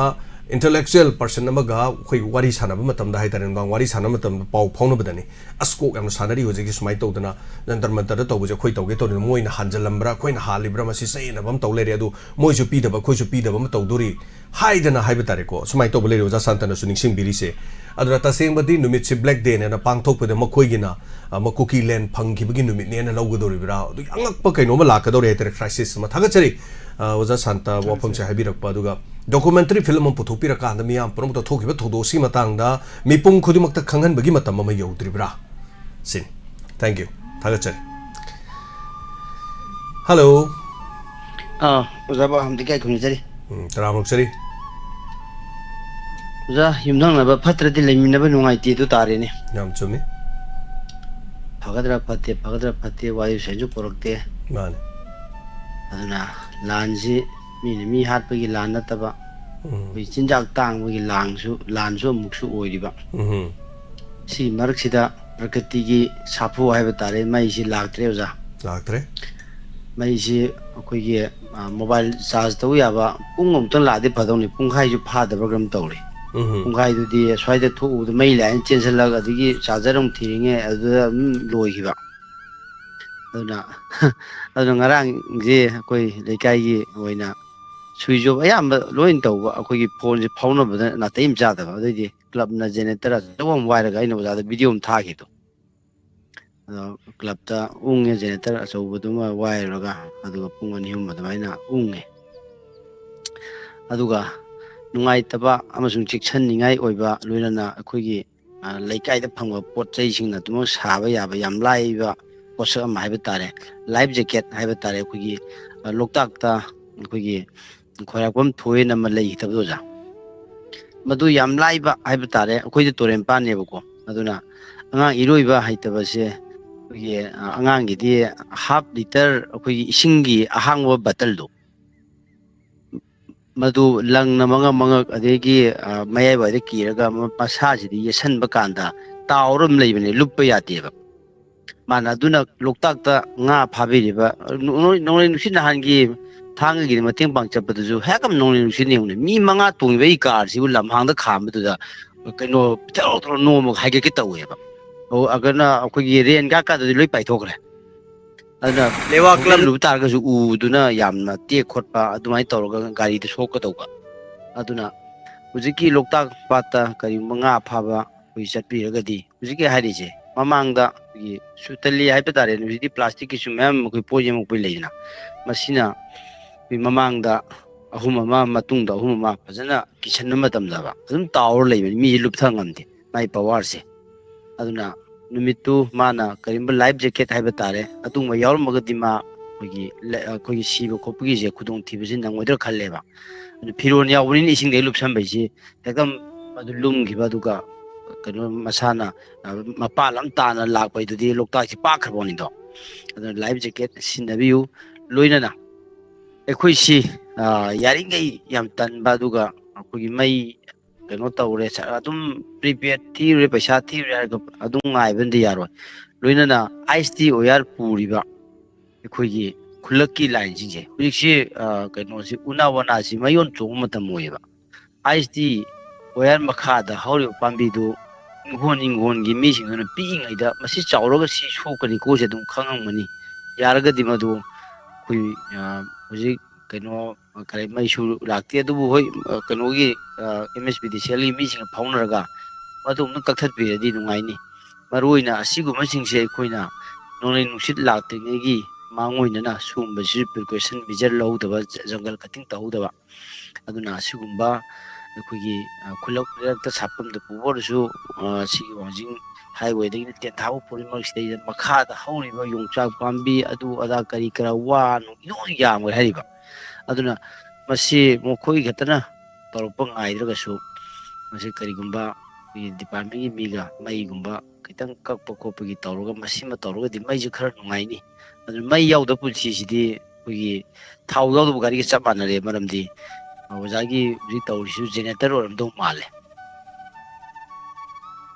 ꯖꯦꯅꯦꯔꯦꯇꯔꯁꯦ ꯑꯗꯨꯗꯤ ꯄꯨꯔꯥ ꯉꯁꯥꯏꯒꯤ ꯑꯣꯖꯥꯗꯨꯗꯤ ꯁꯔꯀꯥꯔꯅ ꯄꯤꯔꯛꯄꯗꯤ ꯅꯠꯇꯦ ꯋꯥꯍꯣꯡꯒꯁꯤꯒ ꯖꯦꯅꯦꯔꯦꯇꯔꯗꯨ ꯎꯪꯕꯗ ꯊꯥꯎꯅꯤ ꯊꯥꯎ ꯈꯛꯇꯁꯨ ꯌꯥꯔꯝꯃꯣꯏ ꯃꯣꯕꯤꯂꯦ ꯂꯩꯅ ꯑꯃꯁꯨ ꯌꯥꯎꯕꯅꯤ ꯑꯣꯖꯥ ꯑꯗꯨꯁꯨꯅꯤ ꯃꯣꯕ꯭ꯂꯦꯝ ꯄꯥꯊꯣꯛꯄꯣ ꯁ꯭ꯇꯥꯔꯇꯔ ꯌꯥꯔꯛꯇꯧꯕꯣ ꯖꯦꯅꯦꯔꯦꯇꯔꯁꯤ ꯉꯪꯕ ꯍꯦꯟꯃꯟꯗꯅ ꯆꯣꯡꯉ ꯆꯠꯈꯤꯕꯁꯨ ꯌꯥꯎꯔꯤ ꯖꯦꯅꯦꯔꯦꯇꯔ ꯇꯥꯟꯅꯕ ꯌꯥꯎꯔꯤꯅꯤ ꯑꯗꯩ ꯃꯔꯤꯗꯨꯁꯨ ꯇꯠꯂꯝꯒꯅꯤ ꯑꯩꯈꯣꯏ ꯆꯤꯡꯉꯒ ꯇꯧꯕꯒꯤ ꯑꯗꯨꯅ ꯑꯁꯤꯒꯨꯝꯕꯁꯤ ꯑꯋꯥꯕꯁꯤ ꯌꯥꯝ ꯂꯩꯔꯦ ꯂꯣꯏꯅꯅ ꯑꯩꯈꯣꯏ ꯃꯤꯑꯣꯏꯕꯁꯤ ꯌꯥꯝꯅ ꯁꯤꯡꯕ ꯑꯩꯈꯣꯏꯅ ꯑꯩꯈꯣꯏꯕꯨ ꯃꯤꯑꯣꯏꯕꯕꯨ ꯋꯥꯍꯟꯅꯕꯒꯤ ꯁꯤꯟꯕ ꯑꯗꯨꯒꯨꯝꯕ ꯖꯤꯕꯅꯤ ꯍꯥꯏꯕ ꯋꯥꯐꯝꯁꯤ ꯑꯔꯣꯏꯕꯗ ꯊꯝꯖꯕꯒ ꯂꯣꯏꯅꯅ ꯌꯥꯔꯤꯃꯈꯩꯗꯤ ꯃꯤꯑꯣꯏꯕ ꯑꯩꯈꯣꯏꯁꯤ ꯅꯣꯡꯃ ꯁꯤꯒꯗꯕꯅꯤ ꯃꯤꯑꯣꯏꯕꯅ ꯃꯤꯑꯣꯏꯕꯕꯨ ꯋꯥꯍꯟꯅꯕ ꯊꯕꯛ ꯋꯥꯍꯟꯅꯕ ꯑꯩꯈꯣꯏꯒꯤ ꯐꯠꯇꯕ ꯂꯥꯂꯣꯡ ꯃꯁꯤ ꯌꯥꯔꯒꯗꯤ ꯆꯠꯊꯔꯒꯨꯝꯁꯤ ꯍꯦꯃꯟꯈ꯭ꯔꯦ ꯋꯥꯔꯤꯕꯣꯕ ꯌꯨꯝ ꯃꯩ ꯊꯥꯕꯗꯒꯤ ꯍꯦꯟꯗꯣꯔꯛꯇꯅ ꯇꯨꯔꯦꯟꯗ ꯀꯔꯤꯅꯣꯝ ꯍꯩꯊꯕ ꯊꯣꯡ ꯑꯃꯨꯛ ꯊꯨꯒꯥꯏꯕ ꯑꯗꯩ ꯊꯥꯎ ꯑꯃꯨꯛ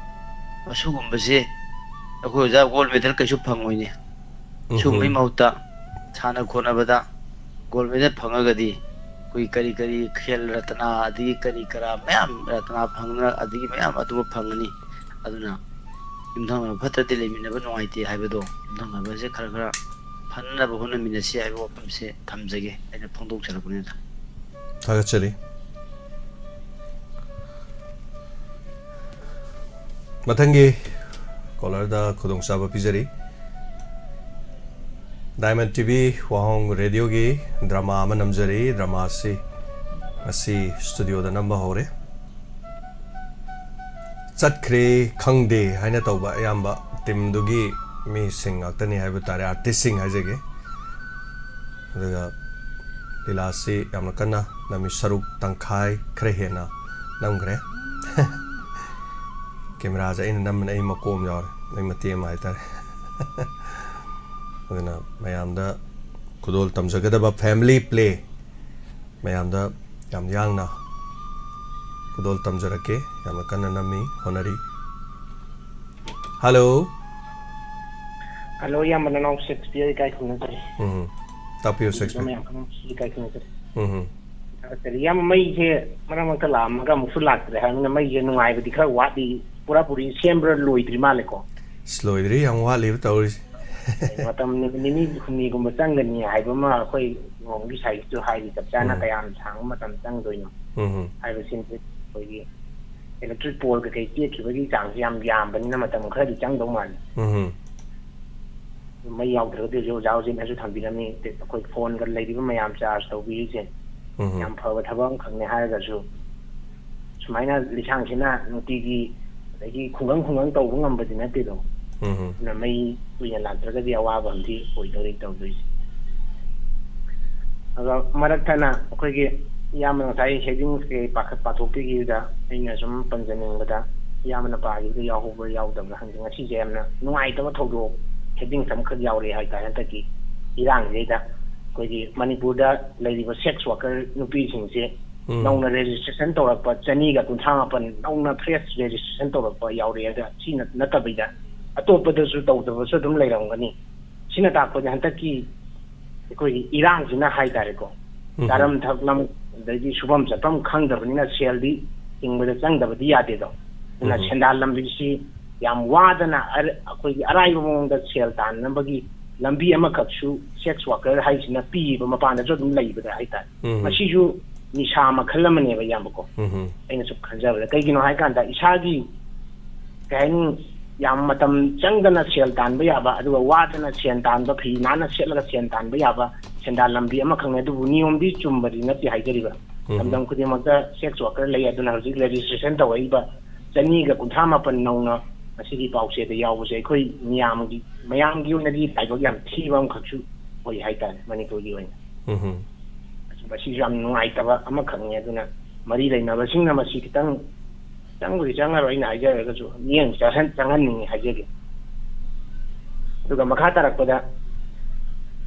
ꯑꯩꯈꯣꯏꯒꯤ ꯏꯂꯦꯛꯁꯟꯁꯤ ꯉꯔꯥꯡ ꯑꯥꯎꯇꯔꯁꯨ ꯇꯧꯔ ꯂꯣꯏꯈ꯭ꯔꯦ ꯏꯂꯦꯛꯁꯟ ꯍꯦꯛ ꯂꯣꯏꯈꯤꯕꯒ ꯑꯗꯨꯝ ꯂꯥꯟꯁꯦ ꯃꯈा ꯇꯥꯔꯛꯀꯅꯤꯅ ꯈꯟꯕꯒ ꯍꯥꯏꯕꯒ ꯇꯧꯕꯒ ꯑꯗꯨꯝ ꯇꯥꯔꯛꯏ ꯍꯥꯏꯇꯥꯔꯦ ꯅꯨꯃꯤꯠꯇꯨꯗ ꯑꯗꯨꯝ ꯑꯌꯨꯛꯇꯒꯤ ꯍꯧꯔꯛꯈꯤꯕꯗꯨꯅ ꯑꯗꯨꯝ ꯇꯧꯔꯒ ꯑꯩꯈꯣꯏꯒꯤ ꯈꯨꯟꯉꯥꯛꯄ ꯑꯃꯁꯨ ꯆꯤꯡꯗꯒꯤ ꯅꯥꯟꯊꯈꯤꯕꯗꯒꯤ ꯈꯨꯗꯣꯡꯊꯤꯗꯅ ꯇꯧꯔꯒ ꯂꯩꯈꯤꯗꯕ ꯑꯃ ꯌꯥꯎꯔꯦ ꯃꯥꯒꯤ ꯃꯃꯤꯡꯅ ꯄ꯭ꯔꯦꯝ ꯍꯥꯏꯕ꯭ꯔꯥ ꯀꯩꯅꯣ ꯍꯣꯏ ꯃꯥꯒꯤ ꯃꯃꯤꯡ ꯑꯗꯣ ꯅꯣꯡꯃꯩꯒꯨꯝꯕ ꯄꯥꯟꯕꯗꯤ ꯅꯠꯇꯦ ꯌꯥꯝꯅ ꯉꯝꯃꯤ ꯑꯗꯨꯒ ꯆꯤꯡꯒꯤꯗꯣ ꯂꯣꯈꯥꯗ ꯇꯥꯈꯤꯕꯗ ꯈꯣꯡꯐꯝ ꯆꯥꯍꯧꯗꯕꯗꯩ ꯑꯗꯨꯃꯥꯏꯅ ꯇꯧꯔꯒ ꯂꯩꯈꯤꯗꯕꯅꯤ ꯍꯥꯏꯕ ꯄꯥꯎ ꯑꯃꯁꯨ ꯃꯁꯤꯁꯨ ꯌꯥꯝ ꯅꯨꯡꯉꯥꯏꯇꯦ ꯑꯗꯨ ꯏꯔꯣꯏꯅꯅ ꯑꯩꯈꯣꯏꯒꯤ CRPFꯇꯒ ꯑꯇꯝꯅꯅ ꯑꯦꯇꯦꯛ ꯇꯧꯔꯛꯄꯁꯤ ꯉꯁꯤꯗꯤ ꯅꯦꯁꯅꯦꯜ ꯃꯦꯗꯤꯌꯥꯗ ꯃꯌꯦꯛ ꯁꯦꯡꯅ ꯑꯍꯥꯟꯕ ꯑꯣꯏꯅ ꯌꯥꯎꯔꯦ ꯍꯥꯏꯇꯥꯔꯦ ꯍꯟꯗꯛꯀꯤꯁꯤꯗ ꯁꯨꯃꯥꯏꯅ ꯀꯨꯀꯤ ꯃꯤꯂꯤꯇꯦꯟꯁꯤꯡꯅ CRPFꯀꯤ ꯀꯩꯅꯣꯗ ꯑꯦꯇꯦꯛ ꯇꯧꯔꯛꯄꯗ ꯑꯩꯈꯣꯏꯒꯤ ꯄꯔꯁꯣꯅꯦꯜ 2 ꯂꯩꯈꯤꯗ꯭ꯔꯦ 2 ꯑꯃꯅ ꯁꯣꯛꯑꯦ ꯍꯥꯏꯗꯅ ꯃꯁꯤꯁꯨ ꯈꯤꯇꯪ ꯑꯩꯒꯤ ꯑꯣꯏꯕ ꯃꯇꯝꯗꯗꯤ ꯃꯅꯤꯄꯨꯔꯒꯤ ꯑꯣꯏꯅꯗꯤ ꯂꯥꯏꯕꯛ ꯊꯤꯕꯅꯤ ꯑꯗꯨꯕꯨ ꯁꯦꯟꯇ꯭ꯔꯦꯜ ꯃꯤꯌꯥꯝ ꯑꯩꯈꯣꯏꯒꯤ ꯈꯤꯇꯪ ꯈꯪꯅꯅꯕ ꯃꯤꯀꯨꯞ ꯁꯤꯡꯍꯟꯕꯅꯦ ꯍꯥꯏꯕ ꯑꯦꯂꯥꯔꯃꯤꯡ ꯑꯃ ꯁ꯭ꯇꯦꯖ ꯑꯃꯈꯛꯅꯦꯅ ꯂꯧꯖꯩꯑꯕꯀꯣ ꯌꯥꯝ ꯀꯩꯅꯣꯗ ꯂꯤꯁꯥꯡꯁꯤꯅ ꯆꯍꯤ ꯑꯃ ꯐꯥꯔꯛꯀꯗꯧꯔꯦ ꯍꯧꯖꯤꯛꯁꯨ ꯍꯥꯏꯅꯔꯤ ꯌꯥꯝꯅꯁꯨ ꯃꯦꯒꯤ ꯇꯥꯔꯤꯛ 3ꯗ ꯖꯟꯇꯔ ꯃꯟꯇꯔꯒꯤꯗ ꯀꯩꯅꯣ ꯇꯧꯕ ꯍꯥꯏꯁꯦ ꯑꯅꯤꯃꯛ ꯄꯤꯔꯛꯇ꯭ꯔꯒꯗꯤ ꯐꯔꯦ ꯅꯥꯝꯃ ꯌꯦꯡꯉꯒ ꯅꯥꯝꯃ ꯑꯌꯥꯕ ꯄꯤꯈ꯭ꯔꯒꯗꯤ ꯃꯁꯤꯁꯨ ꯆꯌꯦꯠꯅꯕ ꯑꯗꯨꯝ ꯑꯣꯏꯔꯛꯀꯗꯣꯏꯅꯦꯕ ꯁꯨꯃꯥꯏꯅ ꯇꯧꯗꯅ ꯍꯧꯖꯤꯛꯀꯤ ꯁꯦꯟꯇ꯭ꯔꯦꯜꯒꯤꯗ ꯇꯧꯔꯛꯏꯁꯤꯁꯨ ꯍꯥꯟꯅꯁꯨ ꯇꯧꯔꯒ ꯂꯥꯛꯏ ꯈꯔ ꯑꯃꯁꯨ ꯑꯗꯨꯝ ꯁꯤꯈꯤꯕꯒꯤ ꯀꯩꯅꯣ ꯂꯩꯈ꯭ꯔꯦ ꯑꯗꯨꯒ ꯑꯇꯝꯅꯅ ꯃꯈꯣꯏꯗꯤ ꯈꯨꯠꯂꯥꯏꯗꯣ ꯃꯇꯤꯛ ꯆꯥꯅ ꯂꯩ ꯍꯥꯏꯕꯗꯨ ꯐꯨꯗꯣꯔꯛꯄꯅꯤꯅ ꯅꯣꯡ ꯆꯨꯕꯒꯤ ꯇꯥꯟꯖꯥ ꯂꯧꯔꯒ ꯐꯣꯡꯗꯣꯔꯛꯈ꯭ꯔꯦ ꯑꯗꯨꯒ ꯑꯁꯤꯕ 2 ꯑꯃꯁꯨ ꯌꯥꯎꯈ꯭ꯔꯦ ꯍꯥꯏꯇꯥꯔꯦ ꯂꯥꯏꯕꯛ ꯍꯦꯟꯅ ꯅꯨꯡꯉꯥꯏꯇꯕꯅꯤ ꯁꯤꯁꯨ ꯑꯗꯨꯒ ꯑꯩꯈꯣꯏꯒꯤ ꯃꯩꯇꯩ ꯃꯆꯥ ꯅꯠꯇ꯭ꯔꯒꯅ ꯃꯅꯤꯄꯨꯔ ꯃꯆꯥ ꯑꯣꯏꯔꯝꯗꯕꯁꯦ ꯁꯤꯁꯨ ꯌꯥꯝꯅ ꯐꯩ ꯀꯩꯒꯨꯝꯕ ꯃꯅꯤꯄꯨꯔ ꯃꯆꯥ ꯑꯣꯏꯔꯝꯃꯒꯗꯤ ꯃꯤꯌꯥꯝꯁꯦ ꯅꯤꯡꯗꯣꯝ ꯄꯣꯝꯅꯒꯅꯤ ꯍꯥꯏꯇꯥꯔꯦ ꯑꯇꯣꯞꯄ XYZ ꯀꯝꯃꯨꯅꯤꯇꯤꯁ ꯑꯃꯒꯤ ꯍꯦꯛꯇ ꯑꯣꯏꯔꯝꯃꯒꯁꯨ ꯑꯗꯨꯅ ꯃꯁꯤ ꯍꯟꯗꯛꯇꯤ ꯉꯁꯤꯗꯤ ꯅꯦꯁꯅꯦꯜ ꯃꯦꯗꯤꯌꯥꯗ ꯃꯌꯦꯛ ꯁꯦꯡꯅ ꯁꯨꯃꯥꯏꯅ ꯑꯦꯇꯦꯛ ꯇꯧꯔꯛꯄꯅꯤ ꯍꯥꯏꯕꯁꯦ ꯒ꯭ꯔꯨꯞꯇꯨꯒꯤ ꯌꯥꯎꯔꯦ ꯍꯥꯏꯇꯥꯔꯦ ꯁꯤꯗꯇ ꯅꯠꯇꯦ ꯃꯈꯣꯏꯅ ꯇꯧꯔꯛꯅꯤꯡꯕ ꯃꯑꯣꯡꯗ ꯍꯧꯖꯤꯛꯁꯨ ꯑꯗꯨꯝ ꯇꯧꯔꯛꯀꯅꯤ ꯃꯈꯥ ꯇꯥꯕꯗ ꯑꯗꯨꯅ ꯃꯤꯌꯥꯝꯁꯤꯗꯤ ꯈꯔ ꯋꯥꯃꯤꯟꯅꯕ ꯇꯥꯔꯤ ꯃꯩꯒꯤꯁꯨ ꯀꯌా ꯑꯃ ꯊꯨꯒꯥꯏꯒꯗꯤ ꯍꯣꯠꯅꯔꯝꯃꯤ ꯑꯗꯒꯤ ꯅꯣꯡꯂꯩ ꯅꯨꯡꯁꯤꯠꯅ ꯑꯃꯨꯛꯁꯨ ꯃꯁꯤꯗꯩꯗ ꯃꯇꯦꯡ ꯄꯥꯡꯁꯤꯟꯕꯗꯧꯅ ꯃꯍꯧꯁꯥꯒꯤ ꯀꯩꯅꯣꯅꯁꯨ ꯑꯗꯨꯝ ꯊꯣꯛꯍꯟꯈ꯭ꯔꯦ ꯄꯨꯔꯥ ꯋꯥꯃꯤꯟꯅꯔꯦ ꯍꯥꯏꯇꯥꯔꯦ ꯏꯌꯥꯝꯕꯀꯣ ꯁꯤꯗꯪ ꯊꯝꯖꯒꯦ ꯏꯌꯥꯝꯕ ꯂꯥꯏꯕꯛ ꯌꯥꯝ ꯊꯤ ꯑꯩꯈꯣꯏꯁꯦ ꯍꯧꯖꯤꯛ ꯇꯧꯔꯤꯕ ꯃꯅꯤꯄꯨꯔꯒꯤ ꯀꯩꯅꯣꯁꯦ ꯀꯔꯝ ꯀꯥꯟꯗ ꯐꯒꯗꯣꯏꯅꯣ ꯍꯥꯏꯕ ꯃꯇꯝꯗꯤ ꯑꯗꯨꯝ ꯆꯪꯒꯅꯤ ꯆꯍꯤ ꯈꯔꯗꯤ ꯑꯗꯨꯝ ꯍꯥꯏꯇꯥꯔꯦ ꯆꯨꯝꯕꯅꯤ ꯈꯤꯇꯪ ꯊꯝꯖꯒꯦ ꯏꯌꯥꯝꯕ ꯊꯥꯒꯠꯆꯔꯤ ꯉꯁꯤ ꯍꯌꯦꯡ ꯂꯣꯏꯔꯣꯏꯗꯧꯔꯤ ꯌꯥꯝꯅ ꯂꯨꯕ ꯇꯥꯟꯖꯥ ꯑꯃꯗ ꯁꯨꯃꯛ ꯂꯥꯛꯇꯦ ꯍꯥꯏꯇꯥꯔꯦ ꯊꯥꯒꯠꯆꯔꯤ ꯀꯀꯥ ꯁꯣꯃꯔꯦꯟꯗ꯭ꯔ ꯔꯦꯗꯤꯑꯣꯗ ꯃꯌꯦꯛ ꯁꯦꯡꯅ ꯇꯥꯖꯔꯤ ꯍꯥꯏꯅ ꯇꯥꯛꯄꯤꯔꯛꯄ ꯍꯥꯟꯅꯅ ꯊꯥꯒꯠꯆꯔꯤ ꯑꯗꯨꯒ ꯒꯨꯗ ꯑꯥꯐꯇꯔꯅꯨꯟ ꯐ꯭ꯔꯣꯝ ꯎꯔꯈꯨꯜ ꯑꯅ ꯇꯥꯛꯄꯤꯔꯦ thank you show ꯃꯆ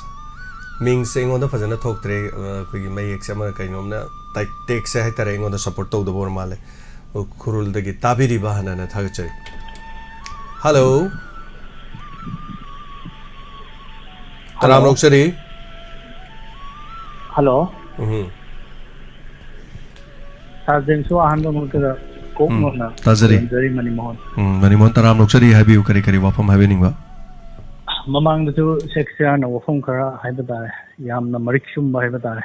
wafam kara pondok piki azu yamba mnasu mamang da haibata pondok kare wafam singsik atai natte